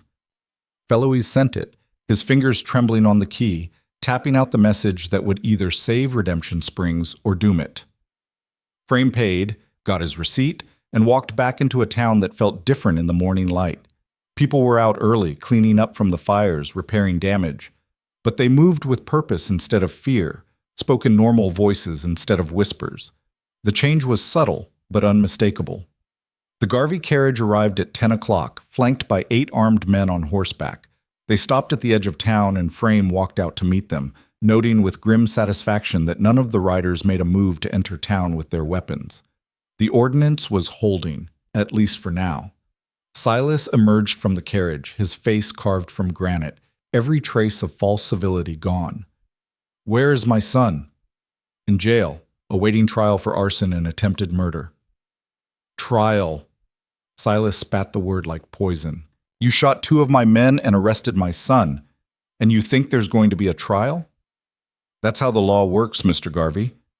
Crimes get committed, people get arrested, trials happen. You've heard of the concept, I assume." "Don't mock me, Calloway." Silas took a step forward, and his men shifted nervously. "You've gone too far this time. This town has existed peacefully for 15 years under my stewardship. Then you arrive with your righteousness and your badge, and suddenly buildings are burning and men are dying. You're not bringing law to Redemption Springs. You're bringing chaos." "I'm bringing accountability. There's a difference." "Is there? Because from where I stand, you look like just another gunfighter with delusions of heroism. Another man who thinks violence solves problems." Silas's voice dropped, became almost conversational. "I know what you are, Frame Calloway. I've read the reports from Broken Bow, from Kansas, from all the other places you've left bodies in your wake. You're no better than Clayton, no better than any of my men. You just hide behind a badge and call your killing justice." The words hit harder than Frame wanted to admit because they carried truth. He was a killer. He'd proven it again last night, drawing and firing before his brain had time to consider alternatives. But the difference, the crucial difference, was the choice that came after. "You're right," Frame said quietly. "I am a killer. But I'm trying to be something more. Trying to prove that the law can mean something besides whoever has the fastest gun or the deepest pockets. And your son is going to face trial, because that's what the law demands. If he's innocent, a jury will acquit him. If he's guilty, he'll face the consequences. There won't be a trial because you won't live long enough to conduct one. Silas gestured to his men. I have 8 men here. 8 professional gunfighters who've killed more men than you've met, and this is just the beginning. I can bring 50 more, 100 if needed. You think your little gun law will protect you when my army rides into this town? I think your army will follow the law or die trying to break it. Frame kept his voice level, unthreatening. And I think you're smart enough to know that killing a sheriff brings more trouble than it's worth. I've already sent a full report to the territorial marshal. He knows about Danny, about the fires, about last night's shooting. You kill me now, you won't be dealing with one inconvenient lawman anymore. You'll be dealing with the full weight of territorial law. Silas's face went still. You did what? I sent a telegram, first thing this morning. Full details, names, dates, everything. The marshal should have it by now. I expect he'll send someone to investigate within the week. For the first time since Frame had met him, Silas Garvey looked uncertain. His empire had been built on controlling information, on making sure that what happened in Redemption Springs stayed in Redemption Springs. But Frame had just blown that control wide open. You've made a terrible mistake, Sheriff. Maybe, but it's done. So here's how this is going to work. You're going to wait for the marshal to arrive. Your son is going to stand trial. And in the meantime, everyone, and I mean everyone, is going to obey the law. No guns in town, no intimidation, no burning buildings or mysterious accidents. We're going to prove that civilization can exist even in a place like this. And if I refuse, if I decide to take my son back by force, then you'll have to go through me. And even if you win, even if your men kill me in the street, you'll have done it in front of witnesses, with a territorial investigation already underway. You'll hang, Silas. You and Clayton and every man who rides with you. Is that really worth it? The silence stretched. Behind Silas, his men waited for orders, hands near weapons, ready for violence. Behind Frame, he could sense the town watching, holding its breath, everything balanced on the edge of a knife. This isn't over, Silas said finally. I know. Clayton needs medical attention. That shoulder could get infected. Doc Hendricks is already treating him. He'll be fine. Silas turned back to his carriage, then paused. Your brother Cade. He came into town this morning, picked up supplies at the general store, had words with Thomas. Frame's blood went cold. What kind of words? The heated kind. Thomas may have mentioned something about Danny's death being a mercy, saving him from having to watch his family's ranch fail. Cade took exception to that. Silas smiled, and it was the ugliest thing Frame had ever seen. Just thought you should know. Your brother seems to have inherited your temper. Would be a shame if he did something stupid. The carriage rolled away before Frame could respond, leaving him standing in the street with ice in his veins. He ran for the general store, his heart hammering, already knowing what he'd find. The store was empty except for Thomas Garvey and 4 of his father's men, all of them armed despite the ordinance, all of them clearly waiting for something. Thomas leaned against the counter, examining his fingernails with exaggerated boredom. Sheriff Calloway, looking for someone? Where's my brother? Your brother? Let me think. Last I saw him, he was heading toward the brass rail, seemed quite agitated. Something about settling old scores. Thomas's smile was his father's, cruel and calculated.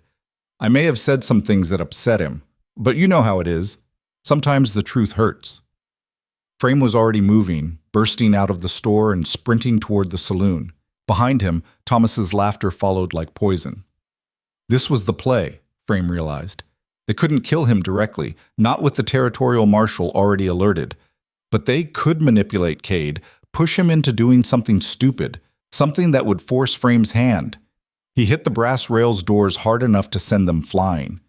The afternoon crowd went silent, and there, in the center of the room, stood Cade, facing off against one of the Garvey men, a gunfighter named Rafe, who'd killed 6 men in sanctioned duels and enjoyed every one of them. Cade, don't! His brother's face was twisted with rage and grief. He said Danny deserved it, Frame. Said he was glad Clayton killed him because he was too weak to survive out here anyway. He's baiting you. Can't you see that? This is what they want. I don't care what they want. I care about making them pay for what they did. Rafe grinned, his hand hovering over his weapon. The boy's got spirit. Let's see if he's got the speed to back it up. Frame positioned himself between them, his back to Cade. Nobody's drawing on anyone. Rafe, you're in violation of the town ordinance, carrying a weapon inside city limits. Hand it over. Now. Or what? You'll shoot me? Rafe's grin widened. In front of all these witnesses, while your brother's standing behind you, probably drawing on me right now? That'd be murder, Sheriff. Even you can't badge your way out of that. Frame kept his voice level, his hands visible and away from his gun. Last warning, surrender your weapon or you're under arrest. I don't think so. Rafe's hand moved toward his gun. I think your brother's about to do something stupid. And I'm going to defend myself, and you're going to watch another Calloway die because you were too slow to... The shot came from behind Frame, so close he felt the heat of it pass his ear. Rafe's expression shifted from triumph to shock to nothing as he collapsed, a hole in his chest exactly where his heart used to be. Frame spun to find Cade standing with his gun still extended, smoke curling from the barrel, his face white with shock at what he'd just done. He was going for his gun, Cade said, his voice hollow. I saw him. He was going to kill you. I had to... Put the gun down, Cade. Frame. I had to. You saw him. Tell me you saw him reach for it. Frame looked at Rafe's body, at the weapon still in its holster, at the witnesses already starting to murmur. Self-defense required the other person to draw first. Rafe hadn't drawn. Which meant legally, technically, in the eyes of the law Frame had sworn to uphold, Cade had just committed murder. Put the gun down. Cade's hand shook as he lowered the weapon. Frame, please. You know what he was going to do. You know they set this up. I know. Frame took the gun from his brother's trembling fingers. And I know the law. And the law says if a man kills another man who hasn't drawn his weapon, that's murder. He pulled out his handcuffs, feeling like his heart was being torn from his chest. Cade Calloway, you're under arrest for the killing of Rafe Henderson. No. Cade backed away. No, Frame, you can't. I'm your brother. I just saved your life. And I'm the sheriff. And the law is the law. Frame's voice broke on the last word. Don't make this harder than it already is. Harder? You're arresting me for saving your life. Cade's shock was transforming into rage. Is this what Danny died for? So you could lock up your own family for doing what needed to be done? Danny died because people put themselves above the law, because the Garveys decided rules didn't apply to them. If I give you a pass now, if I look the other way because you're my brother, then I'm no better than them. I'm just another hypocrite with a badge. I won't go. Cade's hand moved toward his belt, toward the backup piece Frame knew he carried. I won't let you do this. Frame drew smooth and fast, his gun leveled at his brother's chest. Don't. Please, Cade. Don't make me. The room had gone absolutely silent. Frame could hear his own heartbeat, could hear Cade's ragged breathing, could hear the weight of the choice hanging between them like a physical thing. His brother, his blood, the only family he had left in the world, standing on the wrong side of the law Frame had sworn to uphold. Cade's hand moved away from his belt, rose slowly in surrender. Tears streaked down his face. You'd really do it. You'd really shoot me. I don't want to. But if you draw on me, if you force my hand... Frame felt his own tears starting, couldn't stop them. Please don't force my hand. Cade's shoulders slumped. What happened to you, Frame? When did you become so cold? I'm not cold. I'm trying to be what this town needs. What Danny needed. Frame moved forward, snapped the cuffs on Cade's wrists. And what it needs is proof that the law applies to everyone, even us, especially us. He marched his brother out of the saloon and through the streets, aware of every eye watching, every whisper following. By the time they reached the jail, half the town had gathered. Frame unlocked the cell next to Clayton's, guided Cade inside, and closed the door with a finality that felt like dying. Clayton laughed from his cell, the sound high and cruel. Well, well, the righteous sheriff locking up his own brother. That's dedication, or stupidity. Hard to tell the difference sometimes. Shut up, Clayton. Make me lawman. Or better yet, why don't you join us? There's plenty of room. We could have a real family reunion in here. 2 Callaways and a Garvey, all of us victims of your precious law. Frame ignored him, turned to Cade. His brother sat on the narrow cot, head in his hands, the picture of despair. I'm going to get you the best lawyer I can find. We'll argue self-defense, say you believed he was reaching for his weapon. With the right representation, maybe... Save it! Cade's voice was dead, flat. We both know how this ends. The Garveys will make sure I hang for killing one of their men, and you'll let them because that's what the law says. That's not... Get out, Frame, just get out. I can't look at you right now. Frame left, the weight of his choices crushing down on him like a physical thing. Outside, the crowd had grown. Mayor Hutchins pushed through, his face pale. Sheriff, you can't seriously intend to try your own brother for murder. He killed a man. The law requires a trial. The law requires common sense. Everyone knows the Garveys set that up. Everyone knows Cade was protecting you. Everyone knowing something and proving it in court are 2 different things. Frame's voice came out harsh, brittle. Rafe didn't draw his weapon. That makes this murder, not self-defense. If I let Cade walk, I'm saying the law only applies when it's convenient. I'm saying we can kill people as long as we have good intentions. Where does that end? It ends with you not having to lock up your only living brother. Hutchins' frustration boiled over. For heaven's sake, man, you've already lost Danny. Are you really willing to lose Cade too, all for some abstract principle? It's not abstract. It's the only thing keeping this town from tearing itself apart. Frame looked out at the sea of faces, seeing disappointment, confusion, anger. Don't you see? The moment I put family above law, the moment I give special treatment to people I care about, I become everything I'm fighting against. I become the Garveys with a different name. You become human, Sarah Winter's voice cut through the crowd.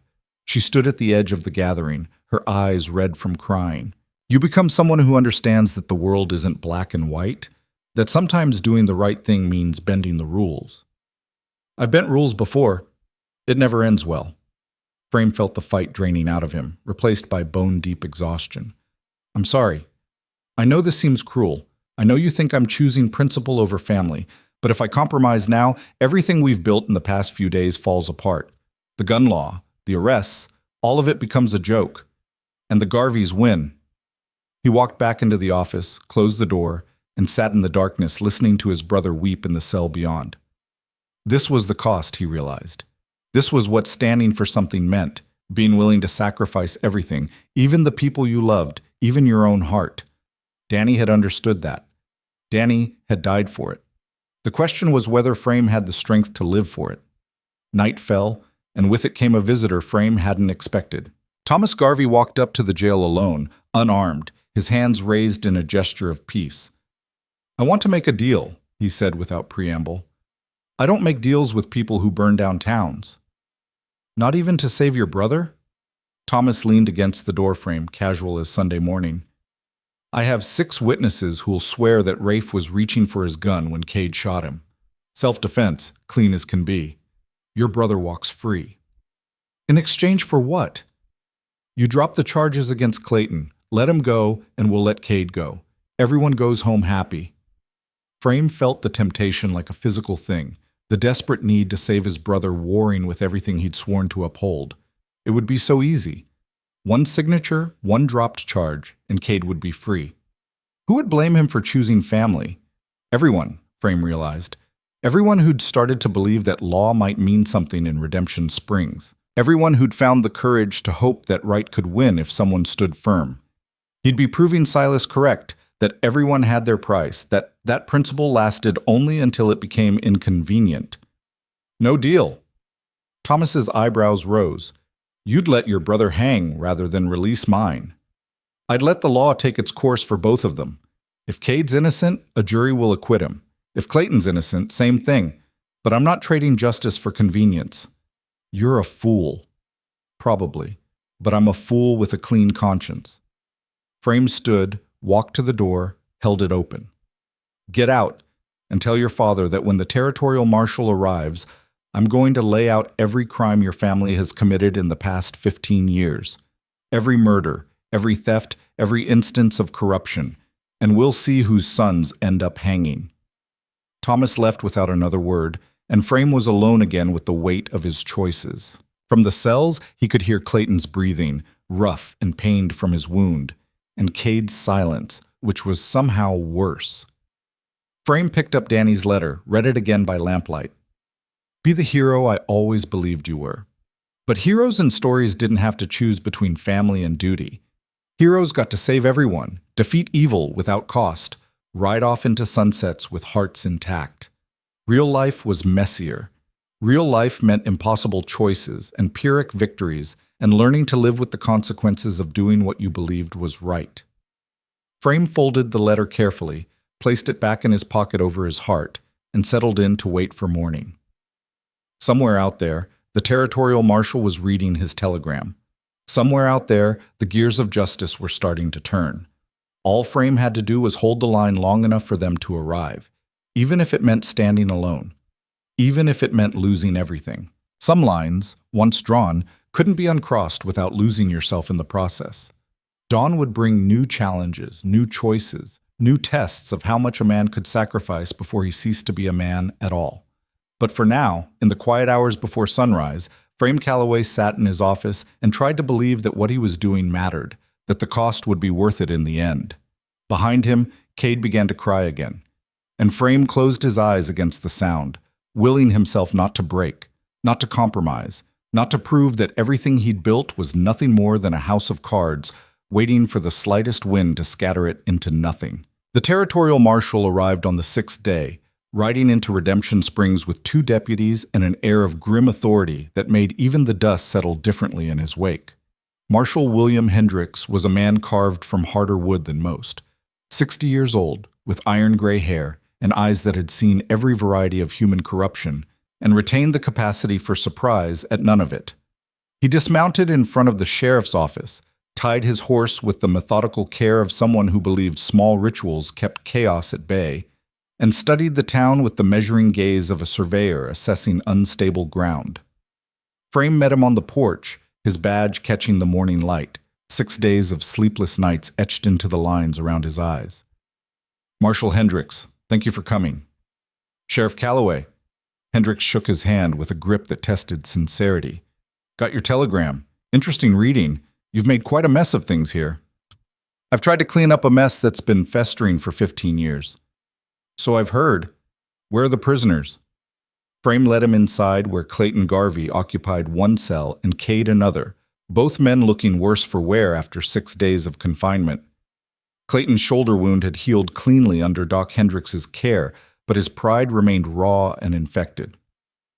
Cade had stopped speaking entirely after the 3rd day, sitting in silence and staring at walls only he could see. The marshal examined both men, then turned back to Frame. "Take me through it. Everything. From the beginning." They sat in the office while Frame laid out the whole story: Danny's murder, the town's fear, the gun ordinance, the fires, the shooting, Cade's arrest. He spoke in the flat, factual tone of a man presenting evidence, keeping emotion out of it as much as possible. When he finished, Hendricks was quiet for a long moment, his weathered hands folded on the desk. "You've put yourself in an impossible position, Sheriff. I know. The gun law, it's legal, barely. Some towns have tried it. Most failed within weeks because they couldn't enforce it. You've enforced it, which is admirable and probably insane." Hendricks pulled out a pipe, began packing it with tobacco. "Clayton Garvey's arrest is solid. Multiple witnesses to the arson, armed confrontation with a peace officer, attempted murder. That'll hold up in any court." "And my brother?" "Your brother's case is more complicated. 6 witnesses say the deceased was reaching for his weapon. 6 others say he wasn't. Under normal circumstances, I'd call that reasonable doubt and let a jury sort it out." Hendricks lit his pipe, drew on it thoughtfully. "But these aren't normal circumstances. The witnesses are all connected to the Garveys, either on their payroll or too scared to tell the truth. And you've created a situation where releasing your brother looks like corruption, while prosecuting him looks like martyrdom. Either way, you lose." Frame had known this, but hearing it spoken aloud made it real in a way it hadn't been before. "What would you do?" "Me? I'd have left town the moment things got complicated. Let someone else handle it." Hendricks smiled without humor. But I'm old and cynical, and you're still young enough to believe in principles. So here's what we're going to do. I'm taking both prisoners into territorial custody. They'll be transported to the capital for trial, proper trial, with judges who aren't in anyone's pocket. The evidence will be presented, witnesses examined, and justice will be served according to the law. The Garveys won't let you take Clayton without a fight. The Garveys don't have a choice. I'm here under territorial authority. They interfere. They're not just fighting a local sheriff anymore. They're fighting the government. Even Silas Garvey isn't that stupid. Hendricks stood, walked to the window, looked out at the street. But you're right about one thing. They won't go quietly. And the moment I leave town with those prisoners, they're going to come for you. Hard and fast, and probably with enough men to overwhelm whatever defense you can mount. Then I'll die defending this town. Noble. Pointless, but noble. Hendricks turned back to Frame. Or you could come with me. Leave Redemption Springs to sort itself out. You've done your part, more than anyone could reasonably expect. Walk away while you still can. The temptation was there, whispering in the back of Frame's mind. He could leave. Escort the prisoners to the capital, testify at the trials, then disappear into whatever territory the railroad was opening up.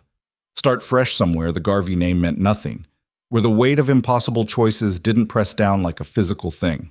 But Danny's grave was on that hill overlooking the ranch, and Sarah Winters was still here, and Mayor Hutchins, and all the people who'd started to believe that standing up meant something.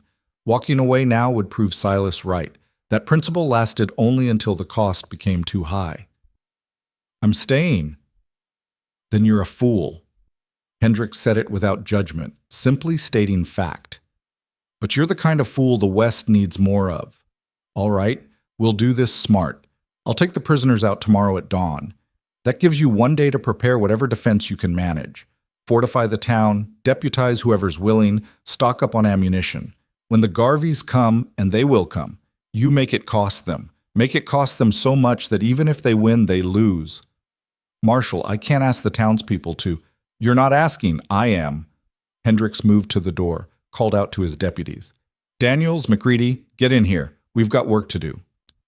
What followed was a whirlwind of preparation that transformed Redemption Springs from a frightened town into something approaching a fortress. Marshal Hendricks proved to be a veteran of more than just law enforcement. He'd served in the war, commanded men under fire, and understood the mathematics of defense. Under his direction, barricades went up at both ends of Main Street. Windows were reinforced with sandbags. The church bell tower became an observation post. Every man who could hold a rifle was given one and shown where to position himself. Frame watched it all with a mixture of hope and dread. These weren't soldiers. They were shopkeepers and farmers, and men who'd spent their lives avoiding conflict. But necessity forged steel from soft metal, and the threat of the Garveys had finally pushed them past fear into something harder. Cade watched from his cell as the preparations continued, and on the evening before the marshal's departure, he finally spoke. You're going to get them all killed. Frame looked up from cleaning his rifle. Maybe. Or maybe they'll save themselves. They're not fighters, Frame. The moment the Garveys hit them with real violence, they'll break. And you'll be standing alone again, just like always. Then I'll stand alone. But at least they'll have tried. At least they'll know they didn't just roll over and accept tyranny, because fighting back was hard. Cade moved to the bars, gripped them with white knuckles. I hate you for this, for choosing them over me, for being so rigid you can't see that sometimes the law is wrong. The law isn't wrong, people are wrong, and if we bend the law every time it becomes inconvenient, it stops being law and becomes just another weapon for whoever's strong enough to wield it. Frame met his brother's eyes.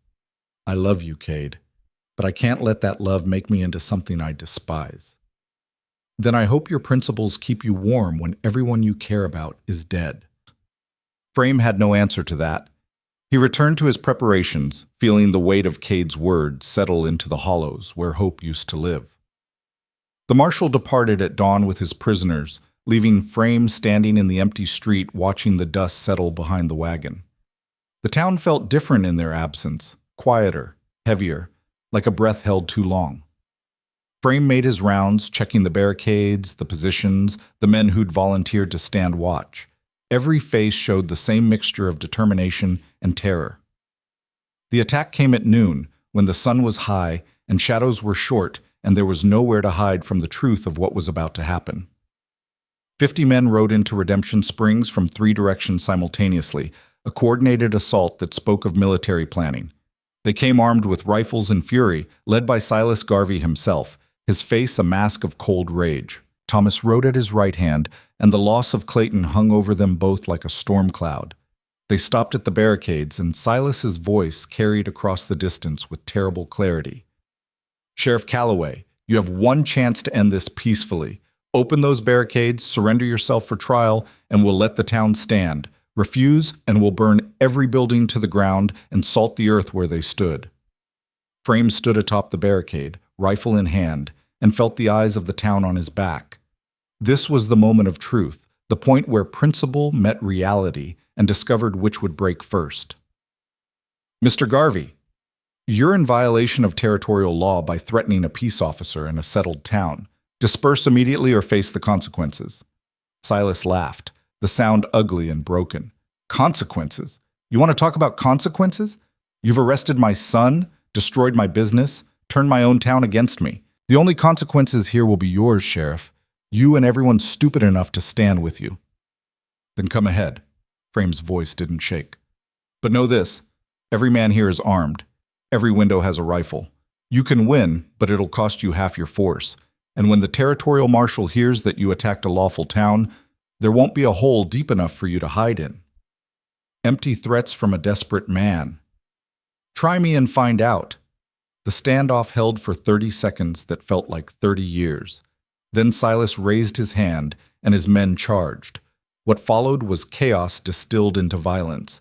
The Garvey forces hit the barricades like a wave hitting rocks, and the townspeople opened fire with a desperation born of knowing there was no retreat. Frame moved through the fighting like a ghost, his rifle barking orders and bullets in equal measure, organizing defense, plugging gaps, proving to the terrified shopkeepers that standing firm was possible if you just refused to break. The first assault failed.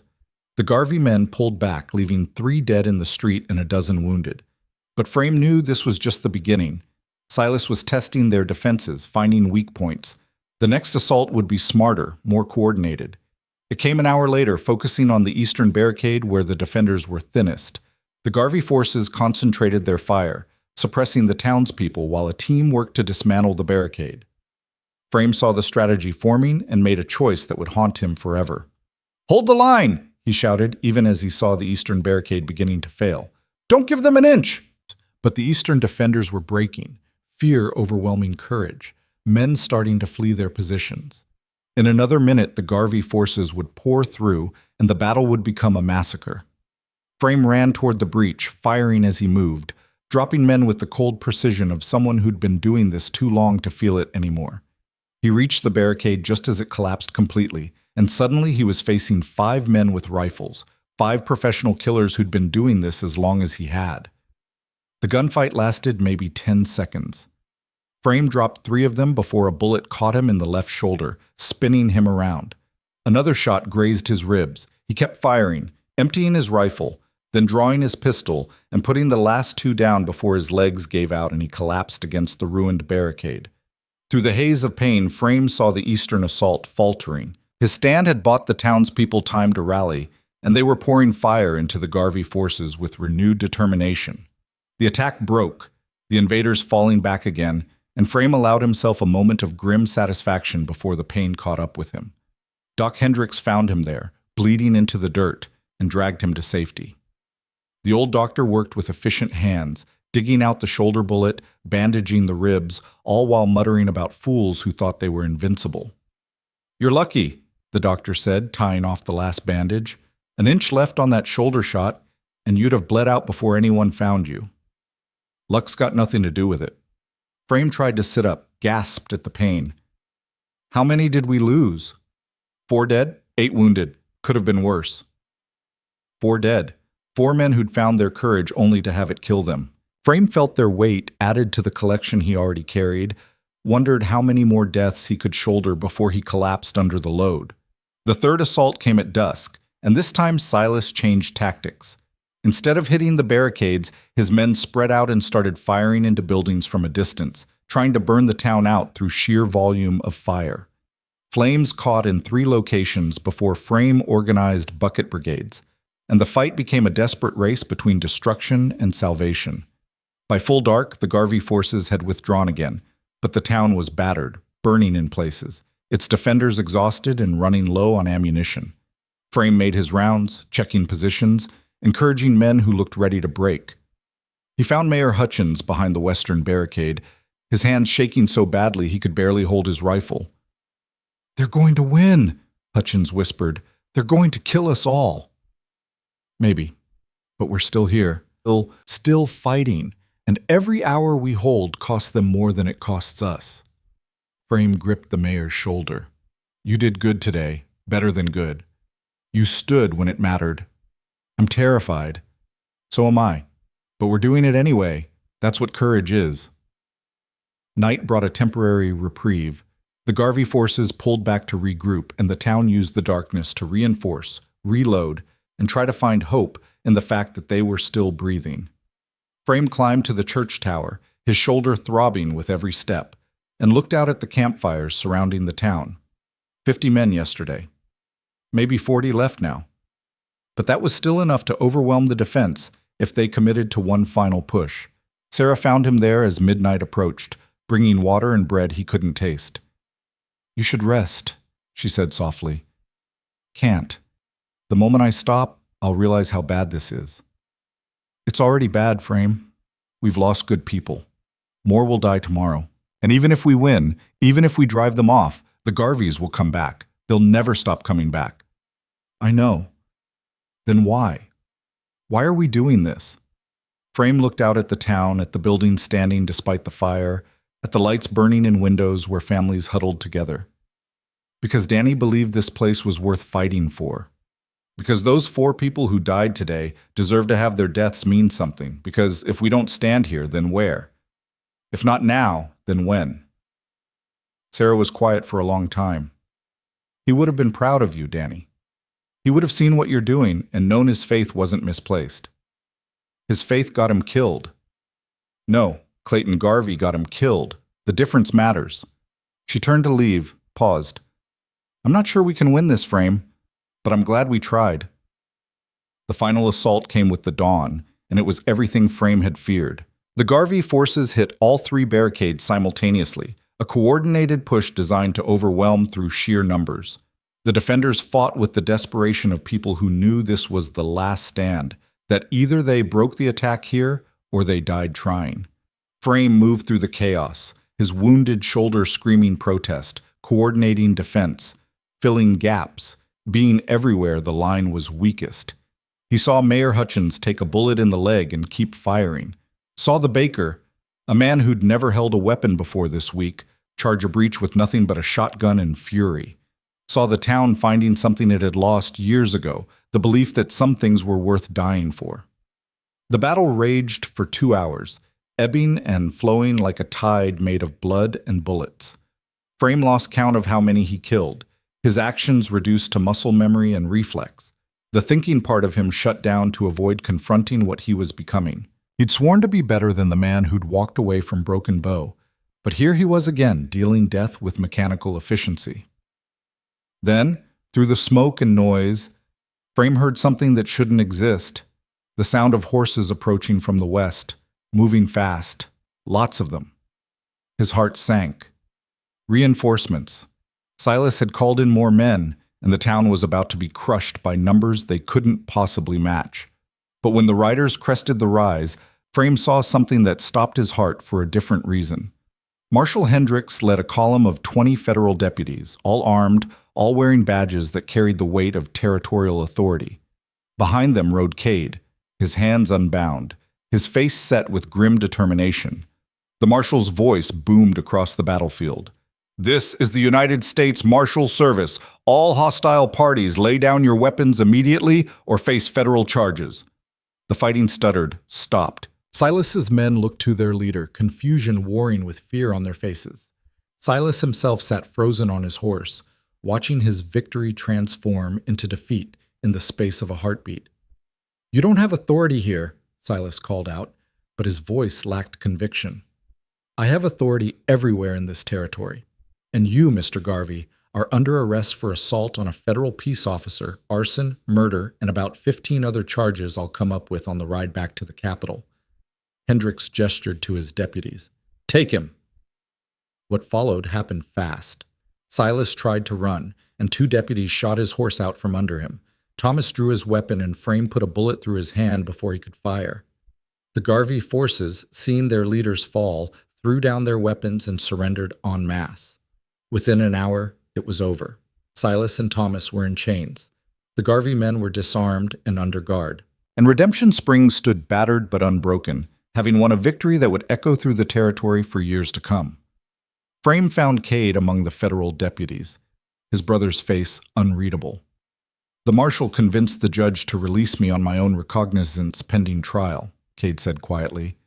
"Explained the circumstances, the witnesses, the corruption. Judge agreed to postpone the hearing until after the Garvey trials. Said justice needed to be seen to be done properly. Cade, don't. I understand why you did it. I hate it. I hate you for it sometimes, but I understand." Cade looked past Frame at the town. "You were right. About the law. About standing firm. About all of it. I just wish it didn't have to cost so much." "Me too." Marshal Hendricks approached, his face grim with satisfaction. "Sheriff Calloway, hell of a stand you made here. Town's still standing. That's more than I expected to find." "You came back. Why?" "Because your brother made a convincing argument, said you'd die before you'd let this town fall, and dead heroes don't testify at trials. Figured the territory needed you alive more than it needed me to follow proper procedure." Hendricks smiled. "Also, the judge read your telegram and decided the Garveys had been a problem for too long. Sent me back with authority to clean house. Properly. Legally." Frame looked at Cade, saw something in his brother's eyes that might have been forgiveness starting to form. "Thank you. Both of you." The trials took place 3 months later in the territorial capital, and they became the most closely watched legal proceedings the territory had ever seen. Clayton Garvey was convicted of murder in Danny's death. New witnesses came forward once they knew the family's power was broken, and the truth spilled out like poison from a lanced wound. He was sentenced to 20 years hard labor. Silas Garvey faced a longer list of charges and a trial that lasted weeks. In the end, the jury convicted him on 17 counts, including murder, conspiracy, arson, and corruption of public officials. The judge sentenced him to life in prison, and Silas Garvey, who'd ruled Redemption Springs like a king for 15 years, was led away in chains, still insisting he'd done nothing wrong. Thomas lost his hand to infection from Frame's bullet and received 10 years for his role in the attacks. The Garvey empire collapsed, their properties seized to pay restitution to victims, their name becoming synonymous with the kind of corruption the territory was trying to leave behind. Cade's trial was almost anticlimactic. The prosecution presented its case, but with the Garvey witnesses discredited and new testimony emerging about Rafe's reputation for provoking duels, the jury deliberated for less than an hour before returning a verdict of not guilty by reason of self-defense.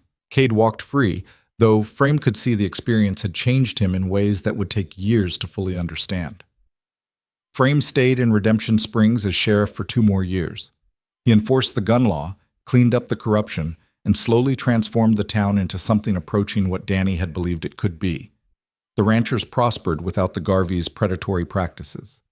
Businesses grew, families felt safe walking the streets, but Frame never stopped feeling the weight of what it had cost. 4 townspeople dead in the final battle. Danny's grave on the hill. The look in Cade's eyes when Frame had locked him in that cell. The men he'd killed, guilty or not, whose lives had ended because Frame Calloway had decided this was the hill worth dying on. On the 2nd anniversary of Danny's death, Frame stood at the grave as the sun set over the ranch. The creek still ran clear, the land still offered promise, and somewhere in the house, Cade was probably working through accounts or fixing something that had broken. They'd rebuilt their relationship slowly, carefully, like men crossing a frozen river, always aware that one wrong step could plunge them back into cold darkness. Sarah appeared at his side, the way she often did these days, her presence both comfort and complication. They'd grown close over the months, bonded by shared grief and the understanding that some scars never fully healed. Whether it would become something more remained uncertain, and Frame wasn't sure he was ready to find out. "He'd be proud of you," Sarah said, not for the first time. "Would he? I killed a dozen men to avenge him, tore a town apart and rebuilt it in my image, put my own brother in jail for trying to protect me. I'm not sure pride is the right word.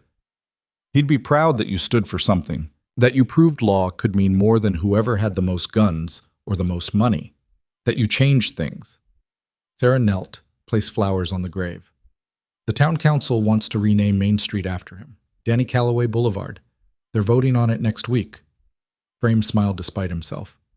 Danny would have hated that, would have said it was too much fuss, which is exactly why they should do it. Good men deserve to be remembered, even when they'd rather not be. A rider approached from town, moving fast. Frame recognized the marshal's deputy, a young man named Peterson, who'd stayed on to help Frame maintain order. "Sheriff, telegram from the Capitol. Thought you'd want to see it right away." Frame took the telegram, read it once, then again to make sure he understood. "What is it?" Sarah asked. "The territorial governor. He's offering me a position as territorial marshal. Hendricks is retiring, recommended me as his replacement." Frame stared at the paper, feeling the weight of new choices settling onto shoulders that already carried too much. It's a promotion. More authority, more resources, chance to clean up corruption across the whole territory. But it means leaving Redemption Springs, means traveling constantly, facing the same fights in different towns, never settling down, means becoming exactly what I swore I'd never be, a professional lawman instead of a man trying to build a life. Sarah was quiet for a long moment. What would Danny say? Frame looked at the grave, at the setting sun, at the land his brother had loved enough to die for. He thought about the letter still carried over his heart, about faith and sacrifice and the cost of being the person others believed you were. Danny would say to follow my conscience, to do what I thought was right, regardless of the cost. Frame folded the telegram carefully. The problem is, I'm not sure I know what that is anymore. Then maybe that's your answer. Maybe it's time to stop carrying the world on your shoulders. Let someone else be the hero for a while. Frame considered this, feeling the truth of it settle into place. He'd spent 3 years running from what he was, then 2 years becoming it again, and neither approach had brought peace. Maybe there was a third way, accepting that he'd never be the hero Danny believed in, or the broken man he'd feared becoming, but something in between, something human. I'm going to decline the offer, he said finally. Tell them to find someone else. I'm staying here. There's a ranch that needs running, a town that needs a sheriff who knows it, and he glanced at Sarah, saw hope and fear warring in her eyes. And maybe some things worth building instead of just protecting. Sarah's smile was like sunrise. Danny would approve. You think so? I know so. He didn't die for you to spend the rest of your life fighting. He died believing this place, this town, this land, these people, could be better. That's not something you achieve by leaving. That's something you build, day by day, choice by choice. Frame sent his response to the governor that evening, turning down the marshal position with thanks and recommendation of 3 other qualified candidates. The decision brought a kind of peace he hadn't felt since before Broken Bow, since before he'd learned that doing the right thing often meant living with the consequences of who you had to become to do it. Cade found him on the porch that night, 2 glasses of whiskey in hand. They'd made a habit of this, ending each day with a drink and conversation, slowly rebuilding what Frame's choices had fractured. Heard you turned down the marshal job. News travels fast. Small town, not much else to talk about. Cade settled into the chair beside Frame, handed him a glass. You sure about this? It's a good position, chance to make a real difference. I made a difference here. That's enough. Frame sipped the whiskey, felt it burn in a way that reminded him he was still alive, still capable of feeling. I'm tired, Cade. Tired of fighting, tired of killing, tired of carrying guilt like it's the only thing keeping me upright. I want to try something different. Like what? Like living. Building the ranch, maybe courting Sarah properly if she'll have me, being your brother instead of your sheriff. Simple things, normal things. Frame looked at Cade. Think we can manage that? After everything? Cade was quiet, staring into his glass like it held answers. I forgive you. For what you did, locking me up. I understand why, even if I still hate how it felt. You were right, the law had to mean something even when it hurt. He met Frame's eyes. But I need you to promise me something. What? That you're done. That you're not going to wake up one morning and decide some new cause needs a hero, some new town needs saving. That you'll stay here and be my brother instead of everyone's protector. Frame thought about Danny's letter, about the belief that one man could make a difference if he just had the courage to stand. He thought about the bodies he'd left in his wake, the lives changed and ended by his choices. And he thought about the land spreading out before them, offering a different kind of future if he had the courage to choose it. I promise. I'm done being a hero. Time to try being human instead. They drank in companionable silence as the stars emerged overhead, and for the first time in years, Frame Calloway felt something approaching peace. The gun law remained in place, enforced by deputies who understood its importance. The Garvey properties were redistributed to the families they'd stolen from. Redemption Springs became known throughout the territory as the town where the law meant something, where corruption had died and civilization had taken root. 2 years later, Frame married Sarah in a ceremony attended by half the territory. Cade stood as best man, and though Danny's absence ached like a missing limb, his presence was felt in every smile, every toast, every moment of joy that proved his faith hadn't been misplaced. The ranch prospered under their joint management, and Frame discovered he had a talent for breeding horses that rivaled his talent for gunfighting. He never wore a badge again, never drew his weapon except for hunting or the occasional rattlesnake. The gun that had defined so much of his life gathered dust in a drawer, and Frame was content to leave it there. On the 5th anniversary of Danny's death, Frame stood at the grave alone, watching the sunset paint the sky in shades of gold and crimson. Sarah was home with their daughter, a bright-eyed child they'd named Hope, because that's what Danny had given them in his sacrifice. Cade was in town, courting the schoolteacher and finally allowing himself to believe in futures instead of just surviving. I did it, little brother, Frame said quietly to the stone. Made this place what you believed it could be. Cost me everything I had and more, but it's done. The law means something here. People are safe, and I finally figured out what you were trying to teach me. The wind rustled through the grass, carrying the scent of sage and summer rain. It wasn't about being a hero. It was about being willing to stand for something even when standing cost everything. About proving that right could win if someone refused to back down. About choosing principle over convenience, law over loyalty, and living with the consequences. Frame knelt, brushed dust from the headstone. I'm done running now, done fighting. I'm just going to live the way you wanted to. Build something instead of just protecting it. That enough? No answer came, because the dead don't speak, and the living have to find their own peace. But as Frame walked back toward the house where his family waited, where light spilled from windows and laughter drifted on the evening air, he felt Danny's approval like sunshine on his shoulders. Redemption Springs had lived up to its name. The town had been redeemed. Frame had found his redemption, and the cost, terrible as it had been, had purchased something worth keeping. Not perfection, not paradise, just a place where law meant something, where good people could build lives without fear, where the future held promise instead of threat. And if Frame sometimes woke at night remembering the men he'd killed, the choices he'd made, the brother he'd lost, well, that was the price of standing firm. That was what it cost to prove that civilization could exist even in the wildest places if someone was willing to enforce it. He'd paid that price, and now, finally, he could live with the change.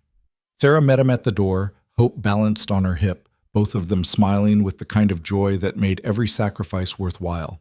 Frame gathered them close, felt the solid reality of family anchoring him to earth, and walked inside to the life he'd earned through blood and heartbreak and refusing to surrender even when surrender seemed like mercy.